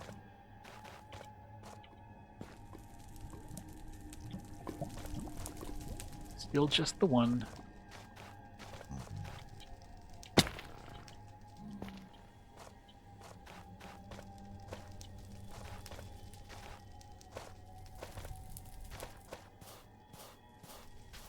So slow.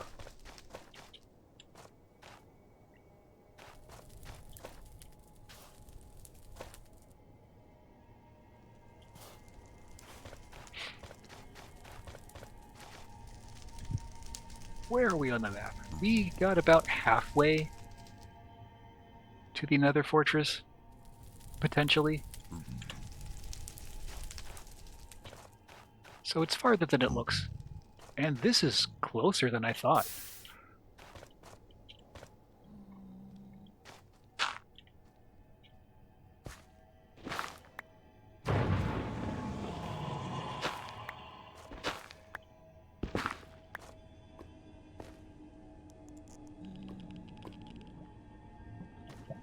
There's my portal, though. It's up there. I need to gain more height.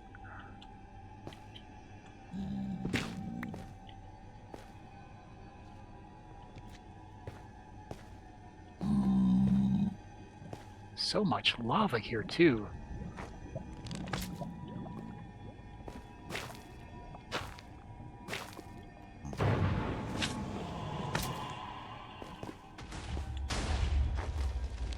I very much want to make sure this does not knock me into lava.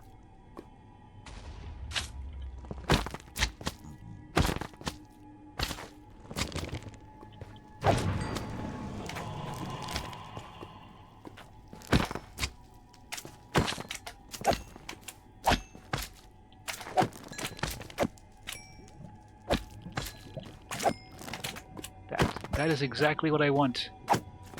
I can go home now.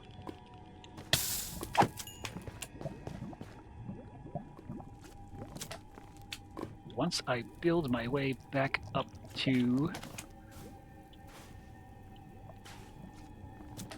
Am I up there or am I down?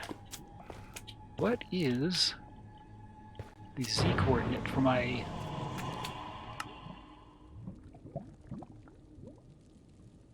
Edit. It's Y55. I'm at Y76. I need to go down? Yes, I need to go down. Does that make sense? Didn't I fall?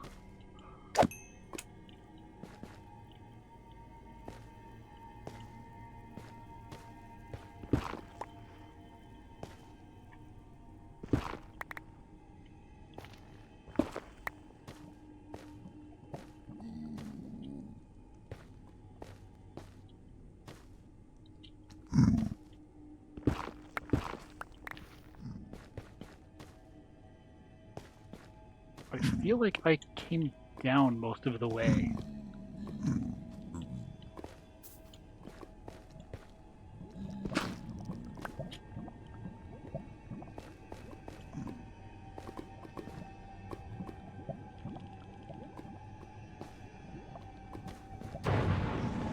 Why is there so much lava in hell?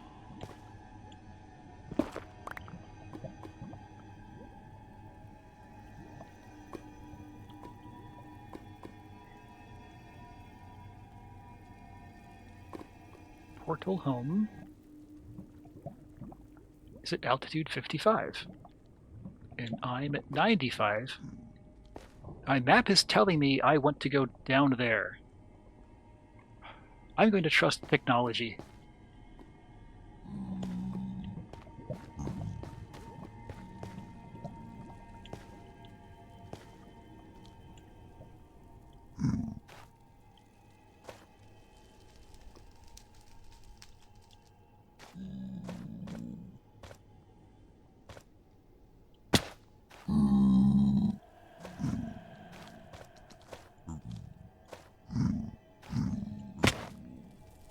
Sure enough, it was right here all along.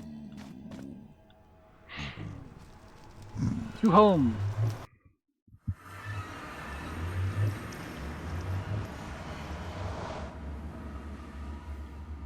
Take my stuff.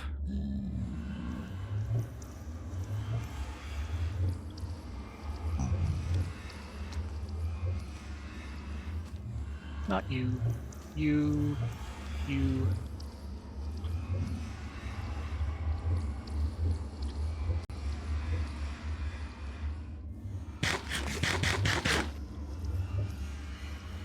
I need an empty hand to pick this up. Thank you. Put it back on.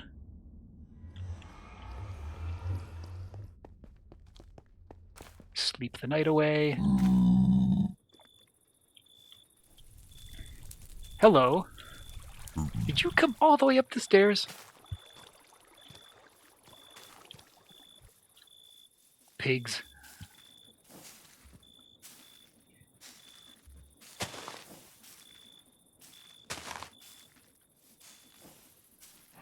Two molten cores. Give me 4 blaze rods. Thank you. now I can finally make speed upgrades from the modular routers mod.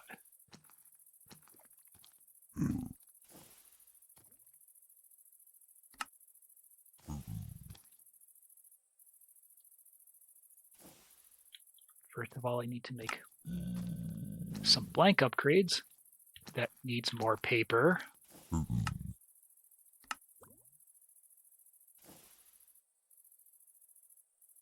And I think I'm going to break for a little bit after this. It is the 9 o'clock point. And I think I'm going to make 6 of these. No, I made 4. I made 4 of you blank upgrades. Why are you telling me I have none?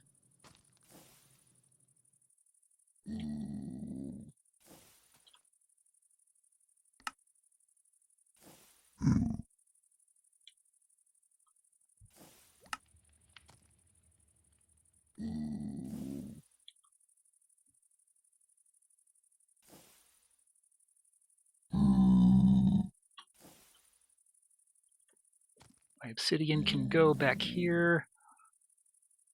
Is this where I got it from? Well, it is now. This can go in there. Where art thou? Just don't break anything, okay? Don't pull any levers.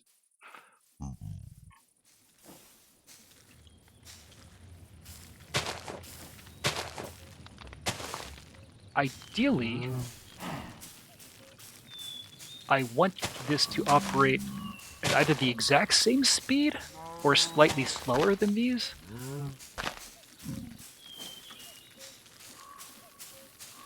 If these are running at about 1.5 every 2 seconds, oh, math, then I want this to be at about, actually 3 was the correct, because it's usually 10/10 of a second, and now it's at 9.87 of a second. Oh, 6/10. If this is bone mealing faster than they are picking, there is a chance that it will try to make another potato where the last unpicked one is, and I will lose some productivity.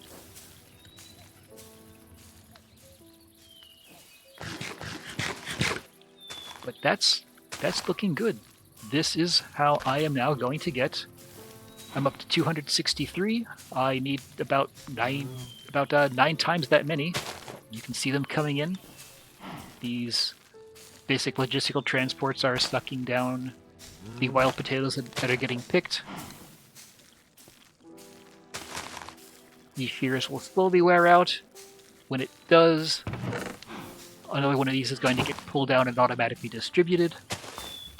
And from here, the only possible downside is that I just keep running and I use up all this bone meal and I need more. I need another couple of thousand to make the red dye for looking at my challenge. So this is naturally progressing. This is done. I'm going to do baked potatoes last because it's so simple. I'll just need an oven.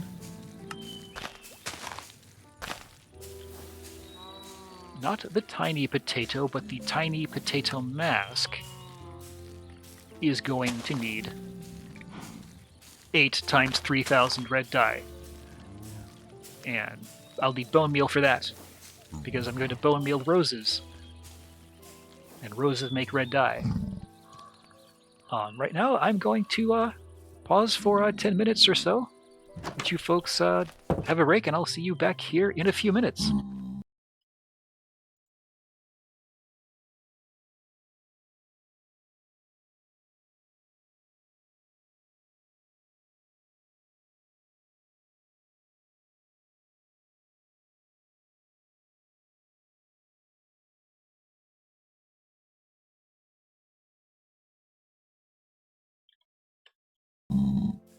All right. We are back.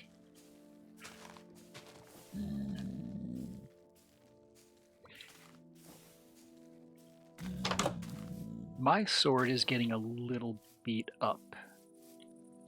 Iron, iron, anvil.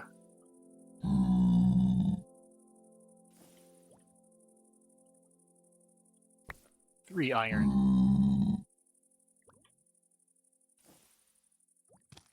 I'm really just doing this for the teleportation. It's just an iron sword, but it's all I've needed so far. Are you still here? Can I help you find the front desk? Sir, this is a Wendy's.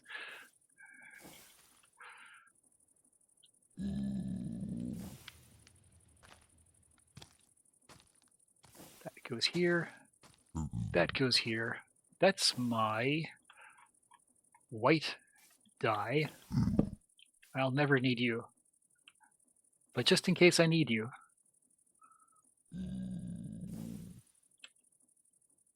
My stake can go here. Blue netherrack.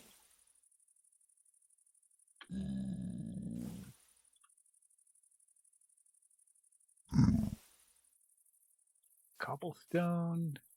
Well, that's not cobblestone. That's cobblestone. That's dirt. I'm full of dirt. I mean, I personally am not full of dirt. I'm full of curry, but this drawer is full of dirt.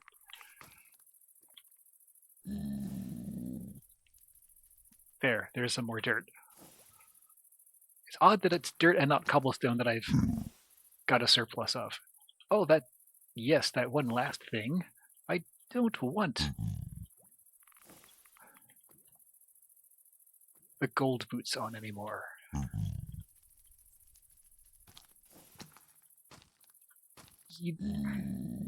You realize you're on a timer. You'll despawn. I see. You're staying out of the sunlight.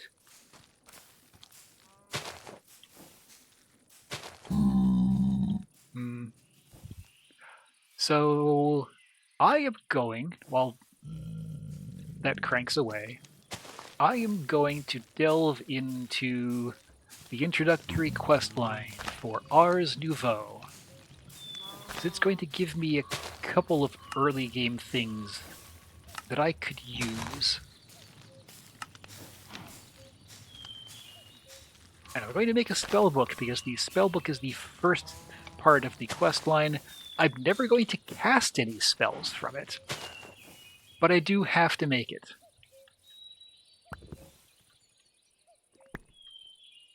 And to do that, I need to make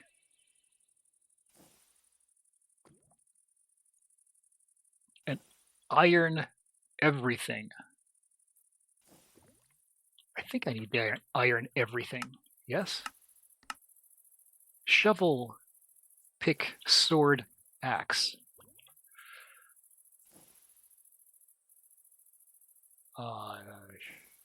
Pick is this. That's the shovel. Oh, and a book. Book.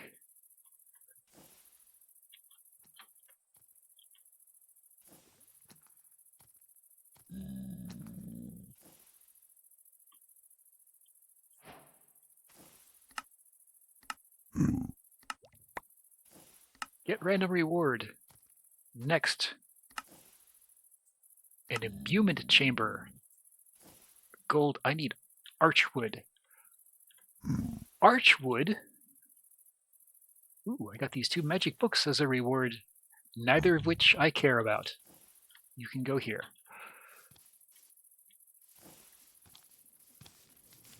Ars Nouveau makes heavy use of archwood and a couple of berries that they add to World Generation. I've got a few of the berries already.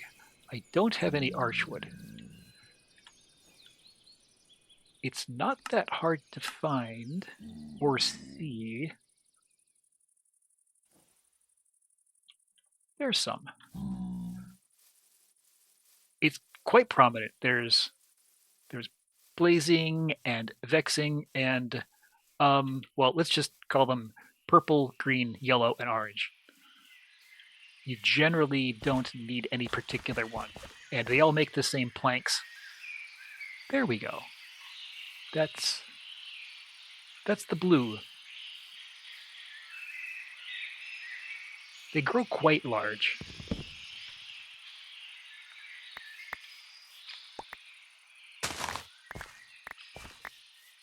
Quite large.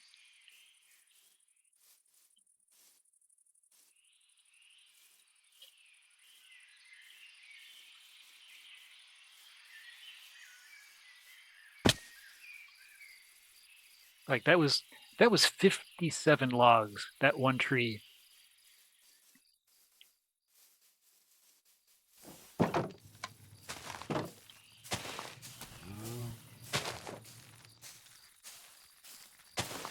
And I made the mistake of vein mining it with my axe, which really wore it down and is totally unnecessary.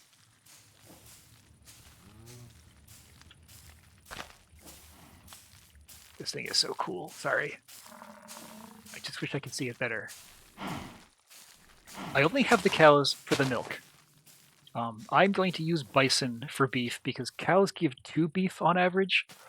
Bison gives 7. 1 to 3 versus 6 to 8. It's just more profitable. So the fact that I can't breed them as fast is overcome by the different productivity. And my inventory system has messed my sorting system up here.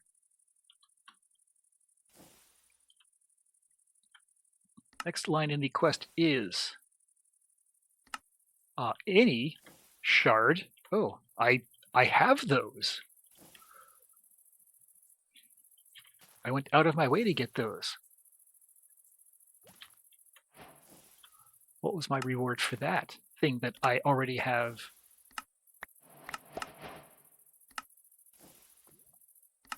The Drink Me Charm is what I'm going to make. I'm going to first have to make an imbuement chamber. And some pedestals. And then an enchanting table. Fish stew. I've got plenty of food. Those can go back in. I just pulled them out for the quest acknowledgement.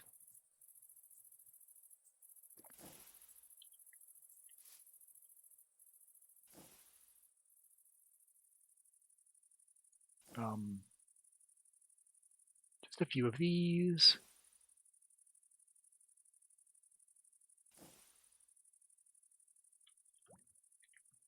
What is next? Make an imbuement chamber.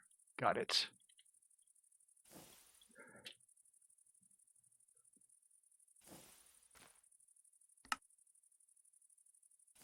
Boom.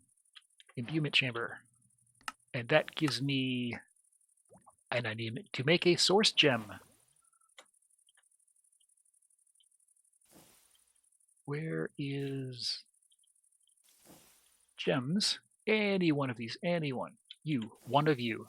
I just need the one.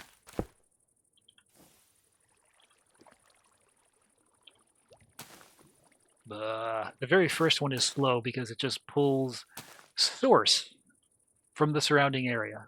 Source is the Ars Nouveau name for liquid magic. I personally have mana. You can't see it because when I use it or get it back, there'll be a bar that appears in the bottom left corner of my HUD. Cab, welcome. You're about to see a lot more than is on Susie's server. I am playing Minecraft 1.18.2 Enigmatica 8, a kitchen sink mod pack of about 400 mods. I am pursuing the, what do they call it? The Ultimate Potato Challenge, where I have to craft approximately 3,000 potato crates, 3,000 lead potato batteries, 3,000 tiny potatoes, 3,000 fish and chips, 3,000 chips, 3,000 steak and potatoes, 3,000 stuffed potatoes, tiny potato mask, wild potatoes, which is currently in process, and baked potatoes.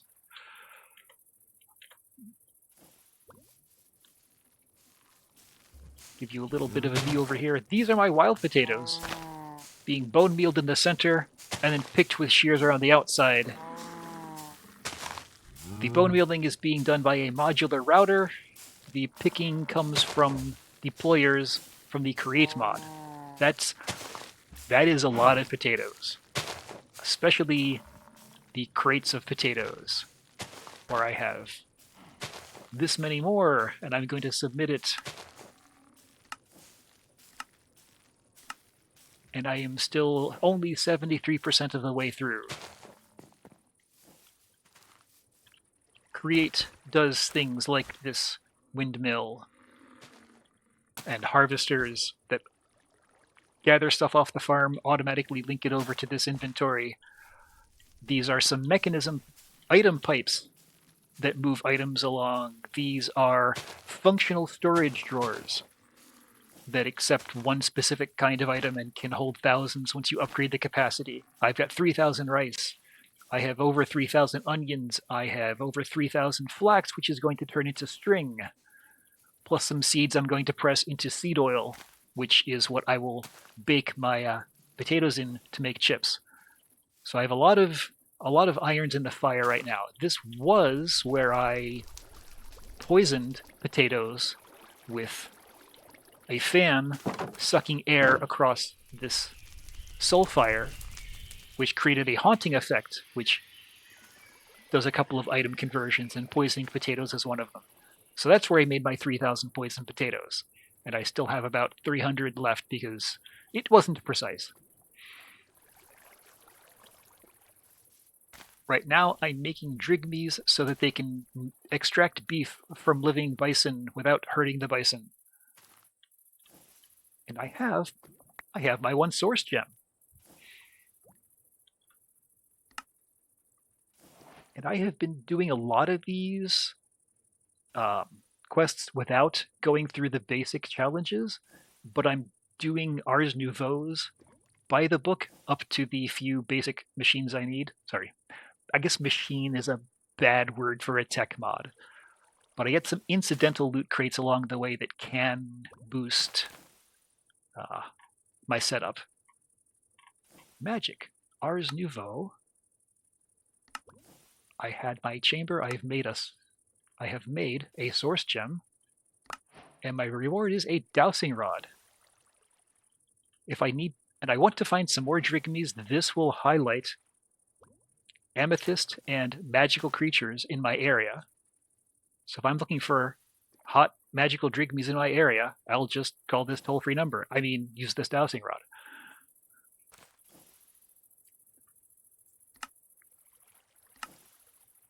Source links. So I mentioned this just pulls source very slowly from the air.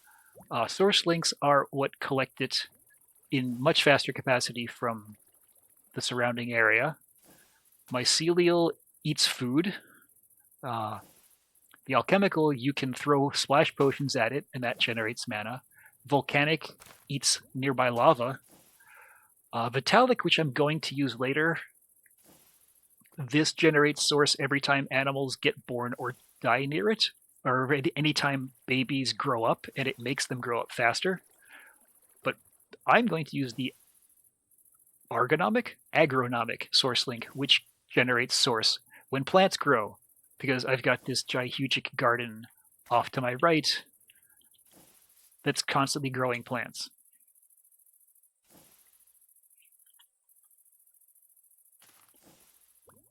Agronomic source link. I need 2 source gems. All right.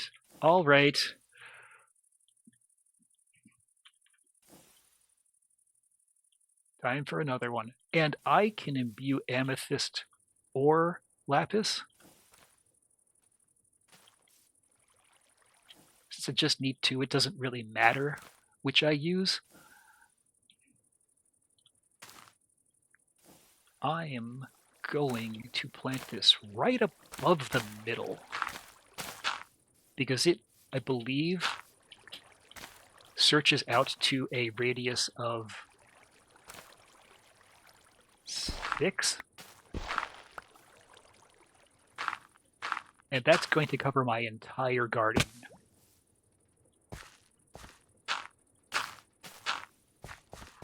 But this is Minecraft. I need something to build it against. That's perfect. 96. 98.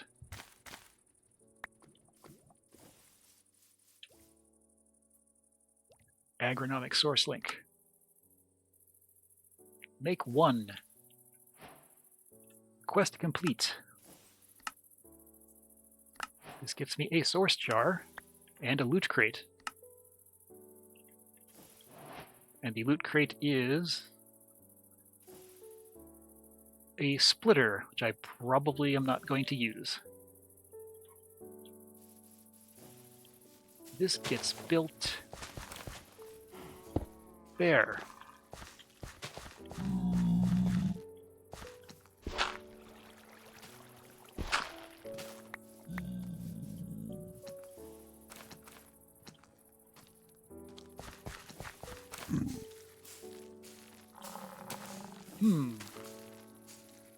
Where am I going to set up? Okay, this here can be my Ars Nouveau setup for the time being. And the kitchen can come later.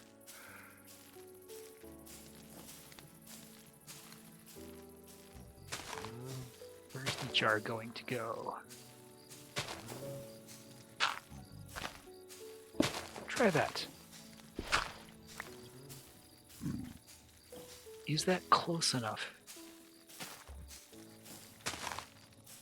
No, I think I'm going to have to make the wand. Do I get the wand ever? Yes.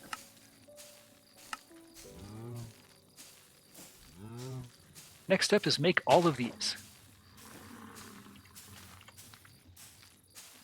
So the imbuer and the enchanter are similar. The only real difference is the enchanter will consume other items in the conversion process, and the imbuer, you just have to have them.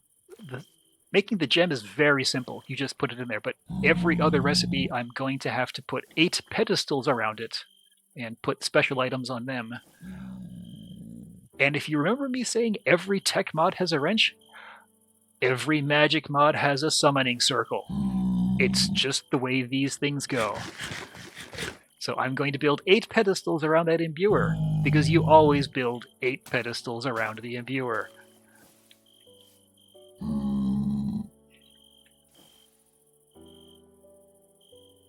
Pedestal needs arcane stone.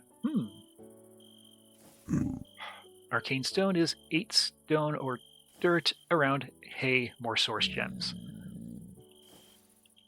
Where's my amethyst?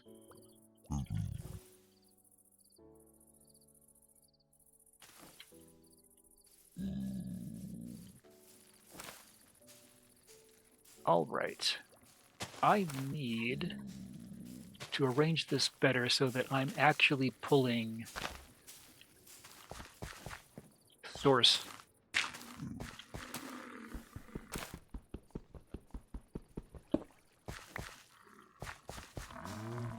I won't get from the entire garden this way, but the speed is of the essence here.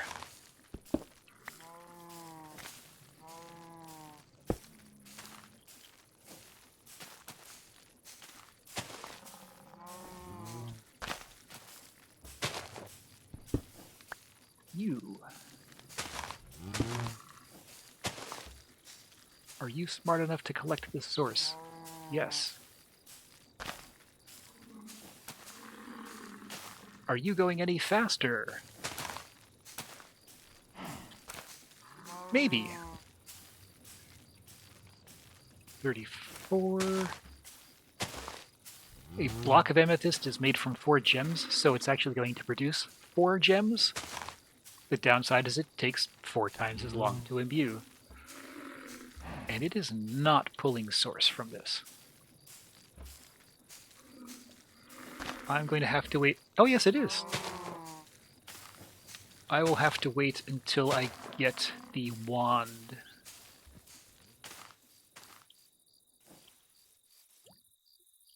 What else do I need? I need 8 pedestals. The enchanting apparatus.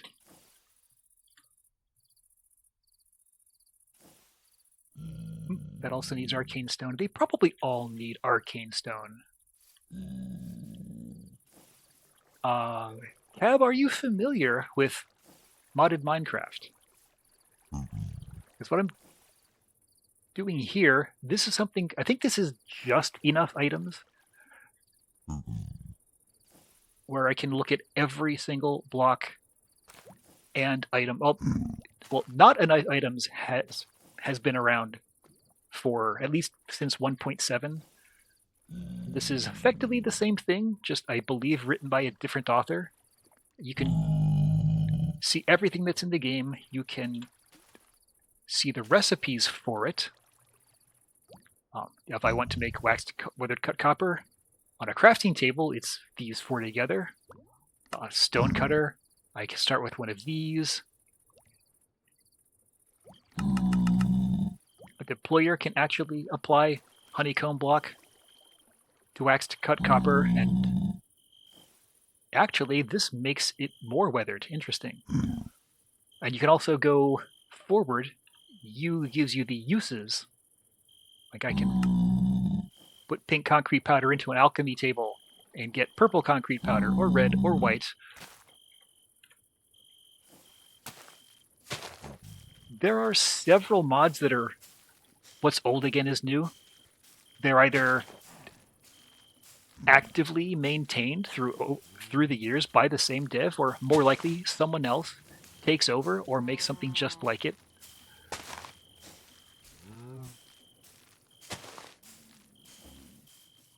There is my source gem block. That's 4 gems.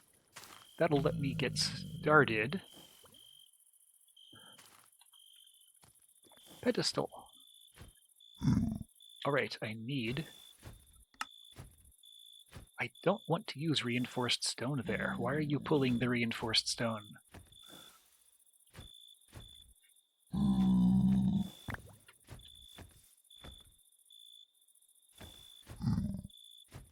I'm going to make more regular stone.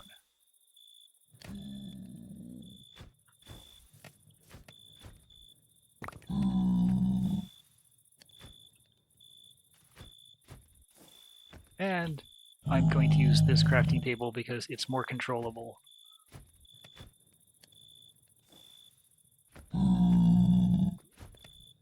I now have 32 arcane stone.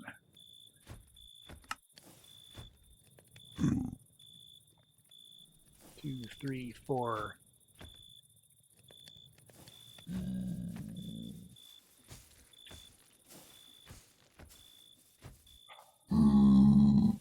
How long have you been stuck up there?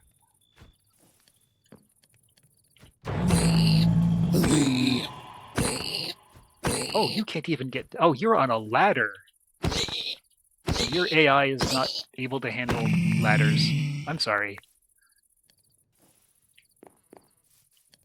C'est la vie. You had an almost destroyed osmium chestplate on.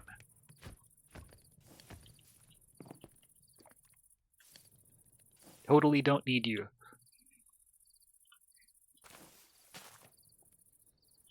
I'm not even sure how he wandered all the way up here because I built the portal about 30 feet underground. 30 meters underground, actually. Yes, by all means, fill up.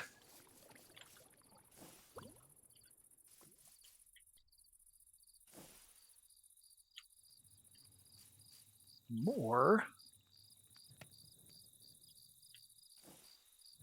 Alright, I need stone.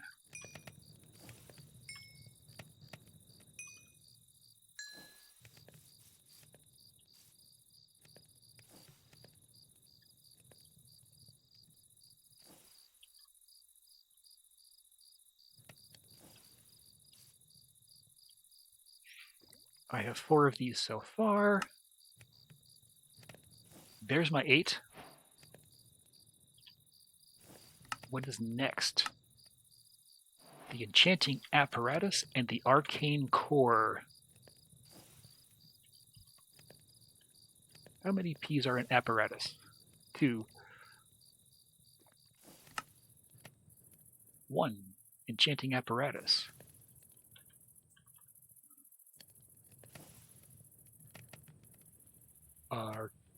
Arcane core.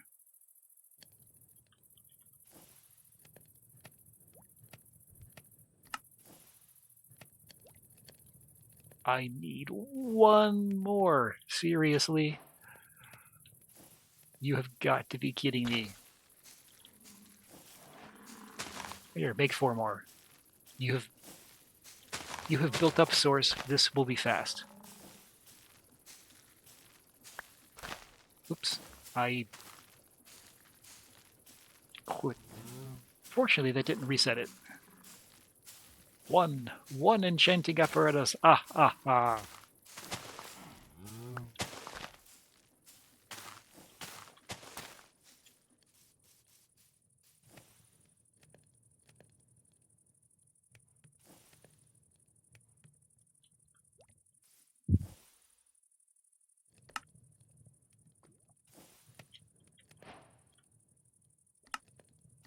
And I get random loot.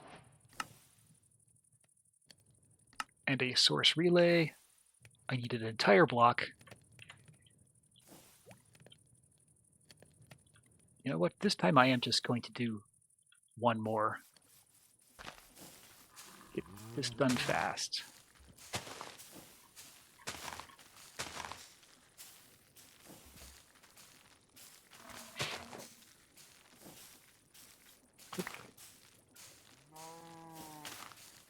Turn that back into a source gem block.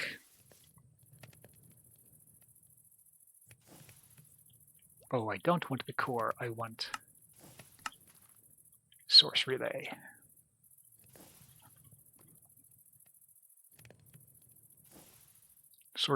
Regular source relay. And I want to do it in here, not in my inventory.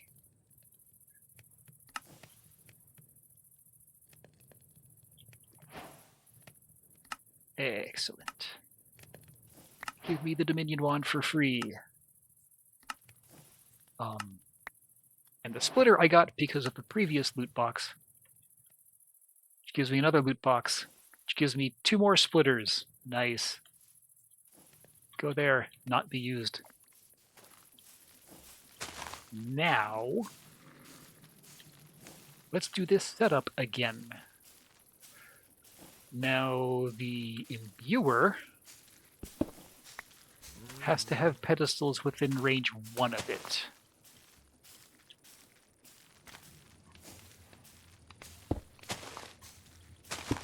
So that generally means this. And the enchanter needs to have them within range 3. And that pretty much means you put them like this, and then your pedestals do double duty. And this is what my setup always ends up looking like.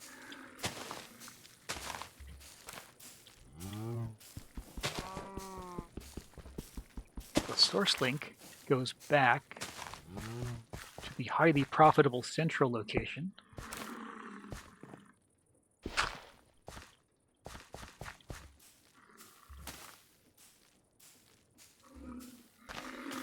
Where did my jar go?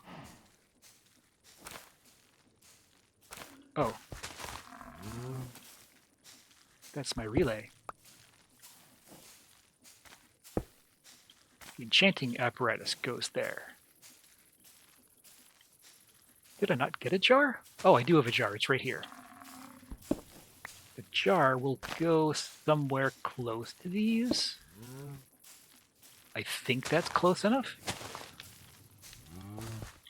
Hey, relay, send your stuff to this jar.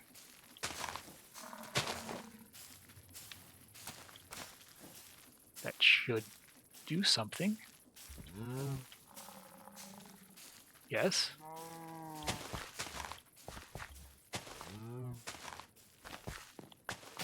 Yes, hello? Position set. Is it getting confused by my shield?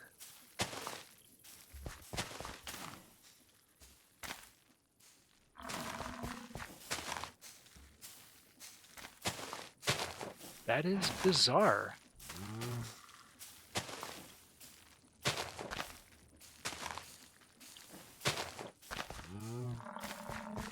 That's the source link, yes. Agronomic source link, correct.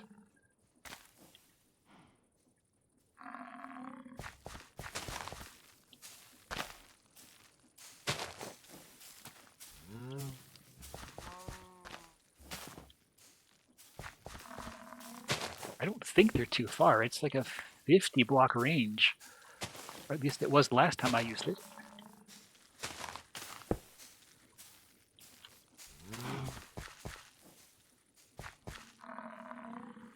One. Buh. What's next?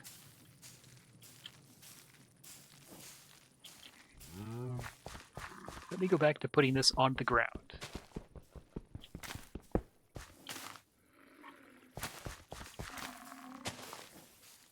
This, I think, will maximize.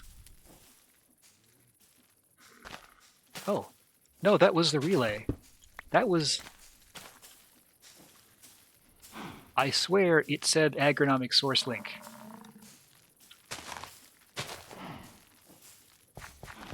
Did that get destroyed somehow? Did it get picked up by my harvester?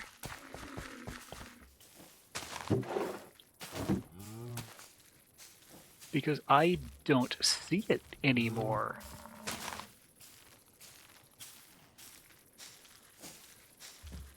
Huh.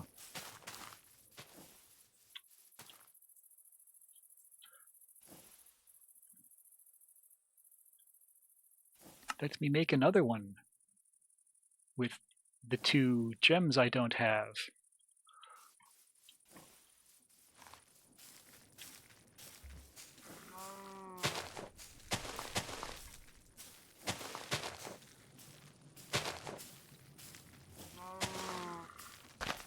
This is bizarre.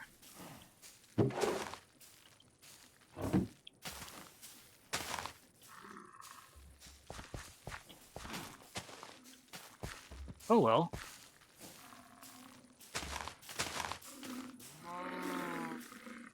So I'm going to use this dowsing rod when I go out looking for more drigneys, because this will make them glow.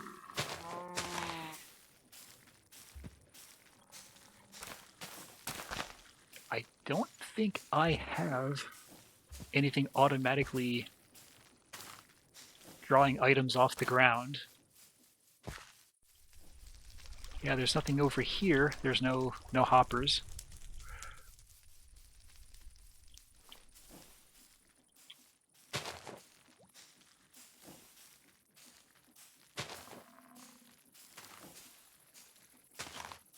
My source relay, I will just keep that there.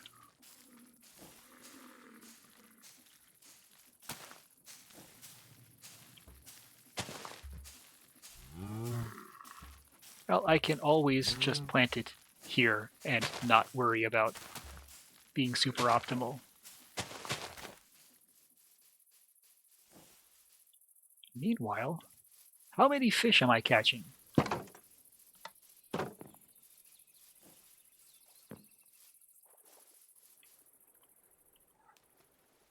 So I'm looking at, I've already got 2,000 cod. I may have gone overboard on having 2 of these aquatic entanglers. I maxed out on salmon. The excess is being voided automatically so it doesn't clog the system. I am going to have fish. So many fish. I only need about 3,000. I'm most of the way there.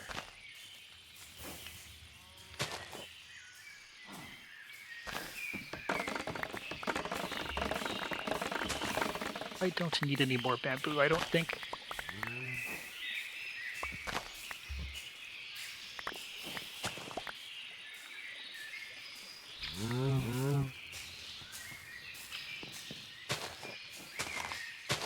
here. Oh, and I can't make the jump back.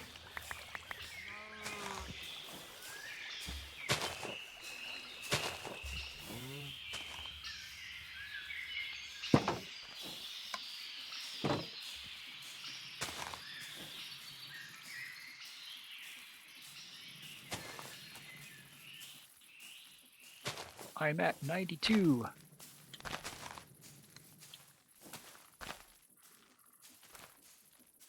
Everything here I have enough of, except potatoes. So I'm just going to keep it cranking and not worry about the fact I'm overproducing on some things. Oomph. Gems.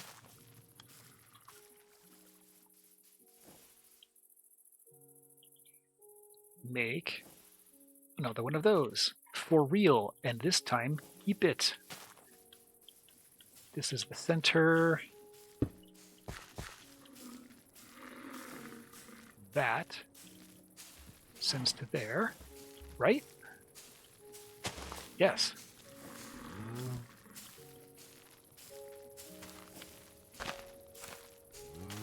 And now, can I really have too much fish? No, I can't.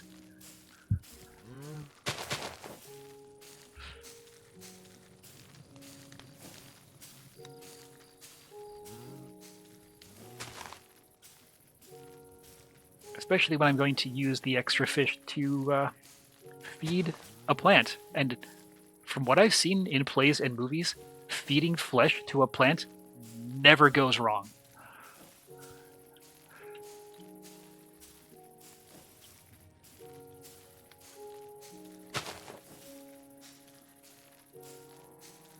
I want a Drigme charm. To make a Drigme charm, I need 1 fish, 1 wheat, 1 apple, 1 carrot, 1 seed of any kind, and 3 source gems. Those go on the pedestals around.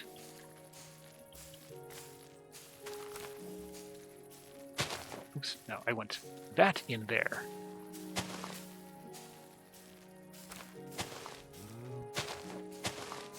That is not pulling source.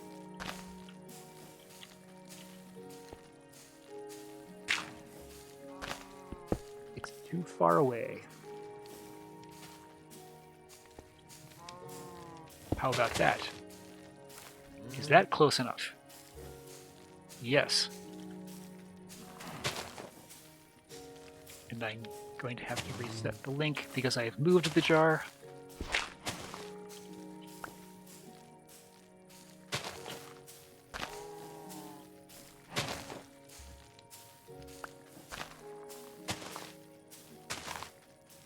So on the pedestals go 3 gems.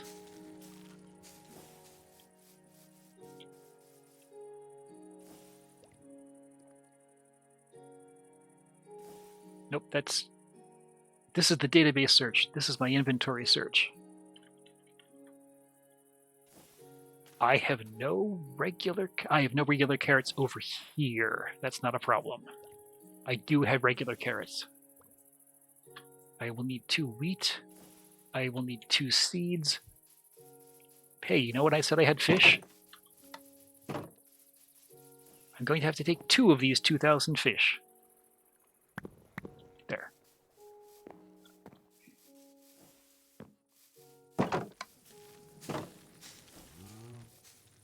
Two of any kind of seed. And I believe I have... Ooh.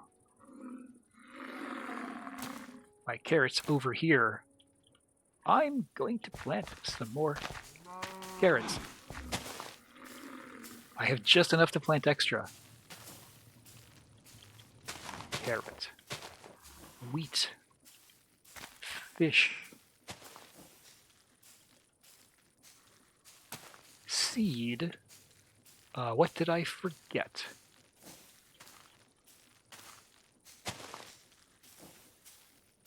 An apple. Back over here to my inventory access. I have plenty of apples. And finally, where did I put the Drigme charms? I thought I was carrying them with me. I'm not.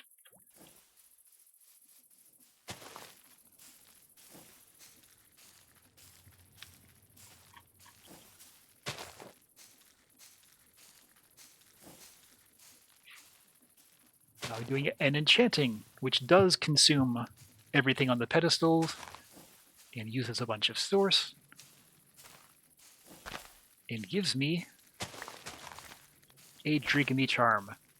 This will let me summon that Drigme that I quote-unquote captured earlier.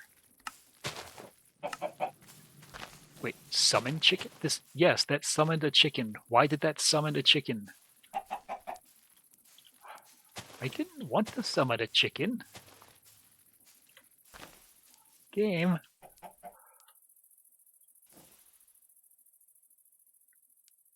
Hey, Archwood. You can all go in there. I don't need you. There are some impressive animations. If you're really into magical mods, I suggest Thaumcraft, which has the best sound of any mod that I've ever heard, and also has... Yes, I got a chicken, just like Leon. Actually, where did that chicken go? Because I believe this mod lets you pick small animals up. I am wrong. Unless I have to have bare hands. Nope.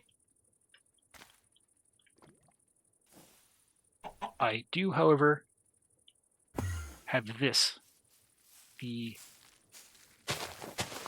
entity absorbing ender lead,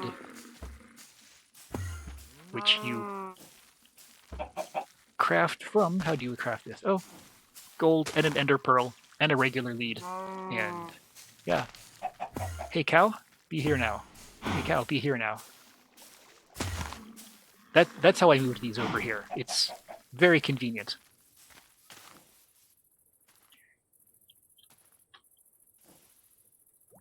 I think it only works on things that leads can pull, so I cannot move villagers that way. There are only 3 other ways to do that. My rule of thumb when it comes to kitchen sink packs like this is assume there are 4 ways to do anything. It's not always 4, but it's usually roughly in that area. Collecting items that are loose on the ground over a wide area, spawning monsters automatically, enchanting armor. There goes my second Drigme charm.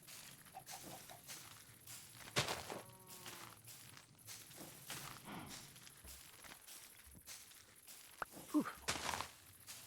That's 2 Drigme charms. I'm going to keep them... Well, I'm going to keep them in a chest, not in my inventory, just because one can always accidentally die, and that's bad. And I don't have to go and get these all over again.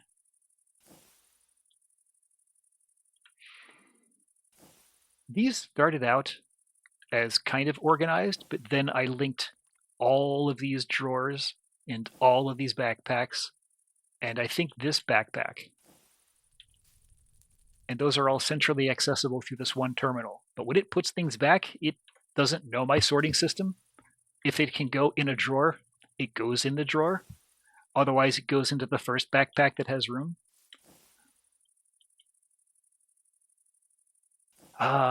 Yes. Actually, I'm a big fan of dying. Several people have died here.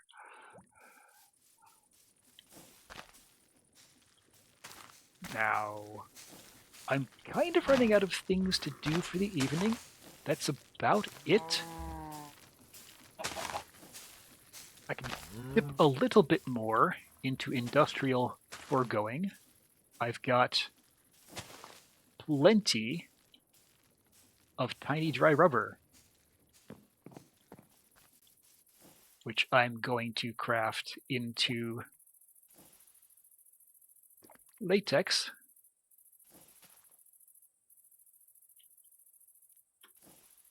And that dry rubber...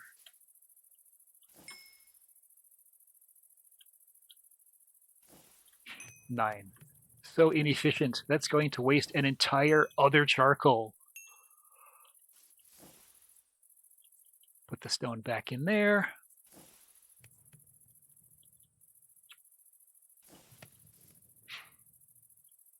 The next thing I'm going to have to make for industrial foregoing is the animal separator. Wait, actually, there's one piece of infrastructure I need yet. The dissolution chamber, which is a special crafting machine that also takes a liquid as an ingredient. So let's set that up.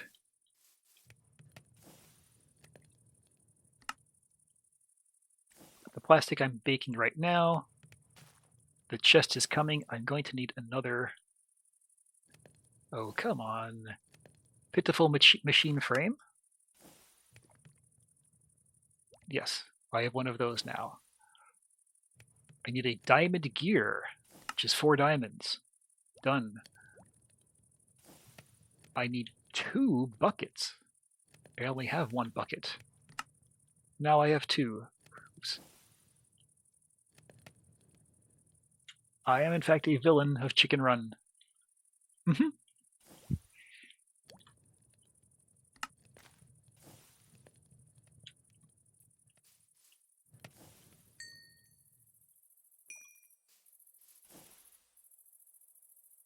Life in plastic.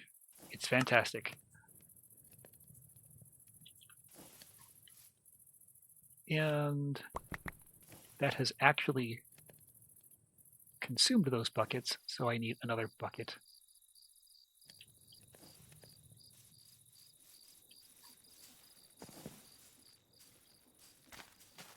You know what?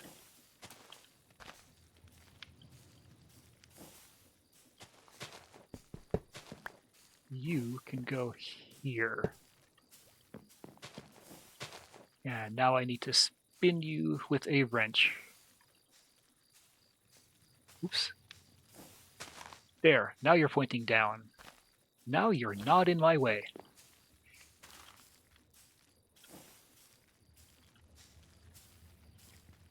Put this on my power line here. Yes.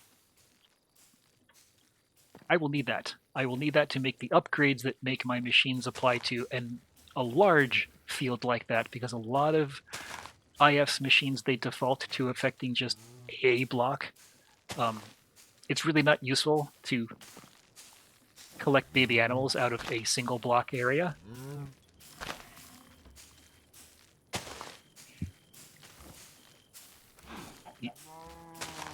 Industrial foregoing is what tends to rather... it gets called a magic box mod, which is a little bit derogatory, because it's very simple. It has a machine that does X for several X operations that you want to do in Minecraft. Break a block, plant plants, chop trees down, feed animals.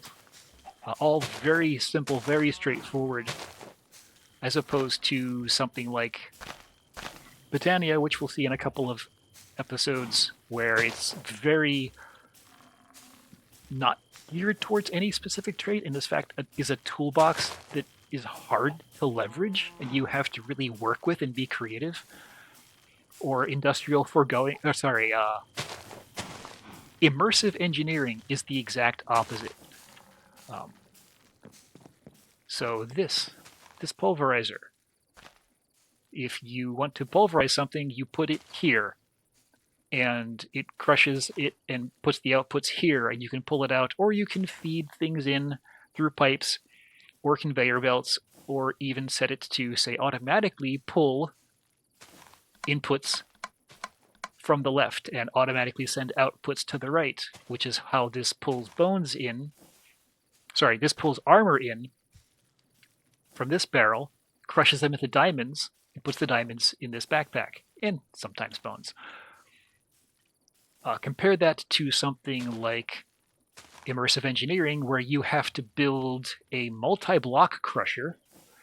You can't look it up in JEI because it's not one block. You have to put several steel frame girders into just the right positions, just the right relationship to each other, hit them with a mechanic's hammer on the exact spot, have nothing happen because you planted one of them in the wrong place, and so you have to double check in your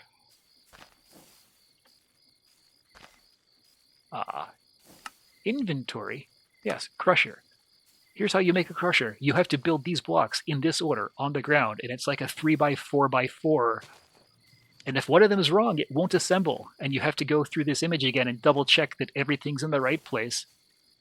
And if it does assemble, you get a crusher in place, and you have to feed the input ore into one specific spot.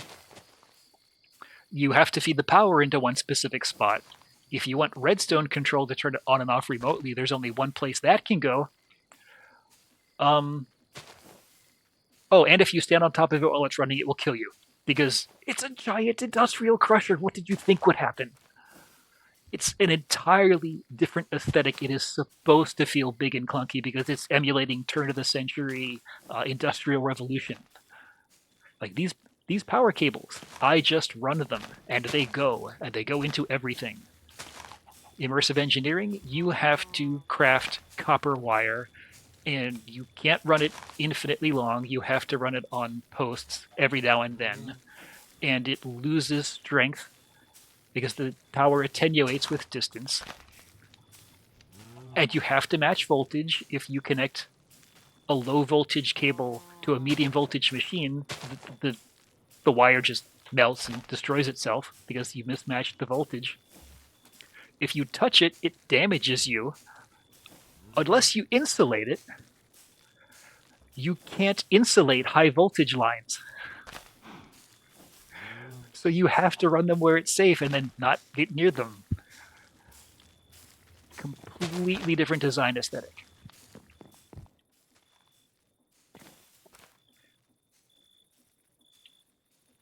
Yep. And I've steered away from it for precisely that reason. That is not the kind of thing that's ever really appealed to me. Create is also that way after a fashion. Like you have this gearing, and you actually need transmission ratios, and you have to worry about having enough power. I needed 2 of these because to speed it up this much put more stress on the system than one could handle. I could also have used a better heat source, but that would have required going to the Nether, and at the time I didn't think I was going to have any successes for that. I only went in because I had to for the speed upgrade over there.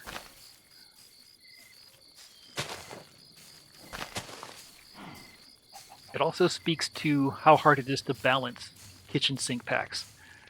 You can have one mod that has an endgame stone that is invulnerable to blasts, so you can make a small room out of it and summon withers, and they can't explode their way out of it like they normally can. There's another mod where you can make explosion-proof glass from just glass and iron, and it trivializes the wither as soon as you find some iron and some sand in the world.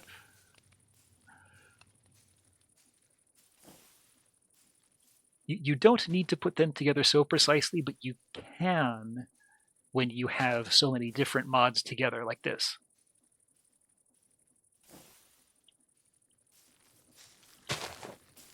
What is my progress? Oh wow. I am close to halfway done. I did not expect that. I expected this would take a lot longer given that this is running at half the speed it could. I just didn't feel like building 4 of these.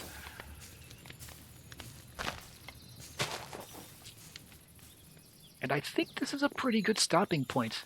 There's a lot of work I have to do to set up my meat farm. And this is a pretty good stopping point. I have the infrastructure I need to build all those machines. That's what this and this and this are for. This makes latex. This makes upgrades and other machines that have a liquid component. I've got room over here for expansion for what I'm eventually going to make out of in mechanism to find and remotely drill all my lead, since that's the best and only choice I have, so I don't want to strip mine vast swaths of land, which is actually not necessary. Pneumaticraft is, I believe I'm going to put those machines over there. Once I clear up all that create stuff I don't need anymore. Britannia is going to go here once this is done and I clear all this stuff away. The cows are just there for milking. They're lucky. In fact, I think I only have 2, so if I needed to make more, I could. I think this is a good spot. I still have some potato crates to grow. Oh, and my mushrooms are growing over there. Okay, this is my mob grinder. I flip the switch on, skeletons fall out and die on the bamboo spikes, and I get bones. And if I turn that central pedestal with the diamond sword on, I can also loot their diamond and iron armor, which I actually stopped doing because I had all the diamonds I needed, and the iron was making my smeltery lose lava faster than it was naturally replenishing, so that turned out to be gilding the lily. Hello skeletons. Enjoy your stay. A club spike. And this is my loot sorter. Oh, I even put Grim Talc over here in case I needed to get more bone meal, which I clearly don't. Arrow. That's basically it. I also did Enderman this way. And got a few stacks of ender pearls without ever having to go to the end. Yeah, this is what happens to the acacia logs as that's the sink. As the fluid extractor extracts, it slowly wears them out and then breaks them away.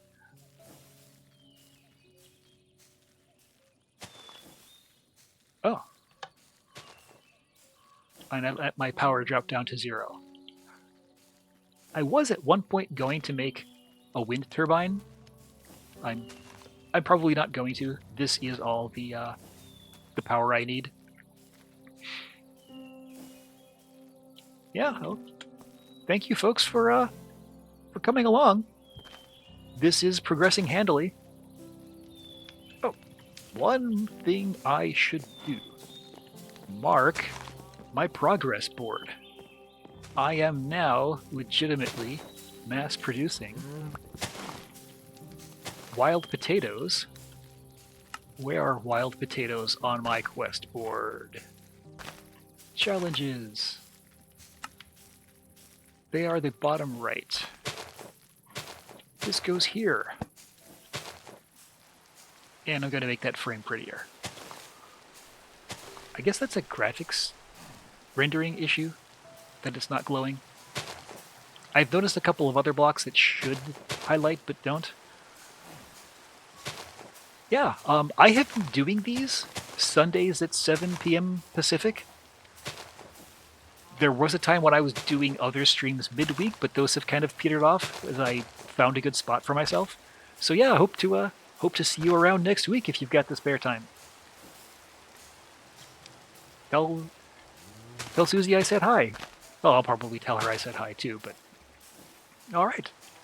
Thank you folks for stopping by. And I'll see you again this time next week.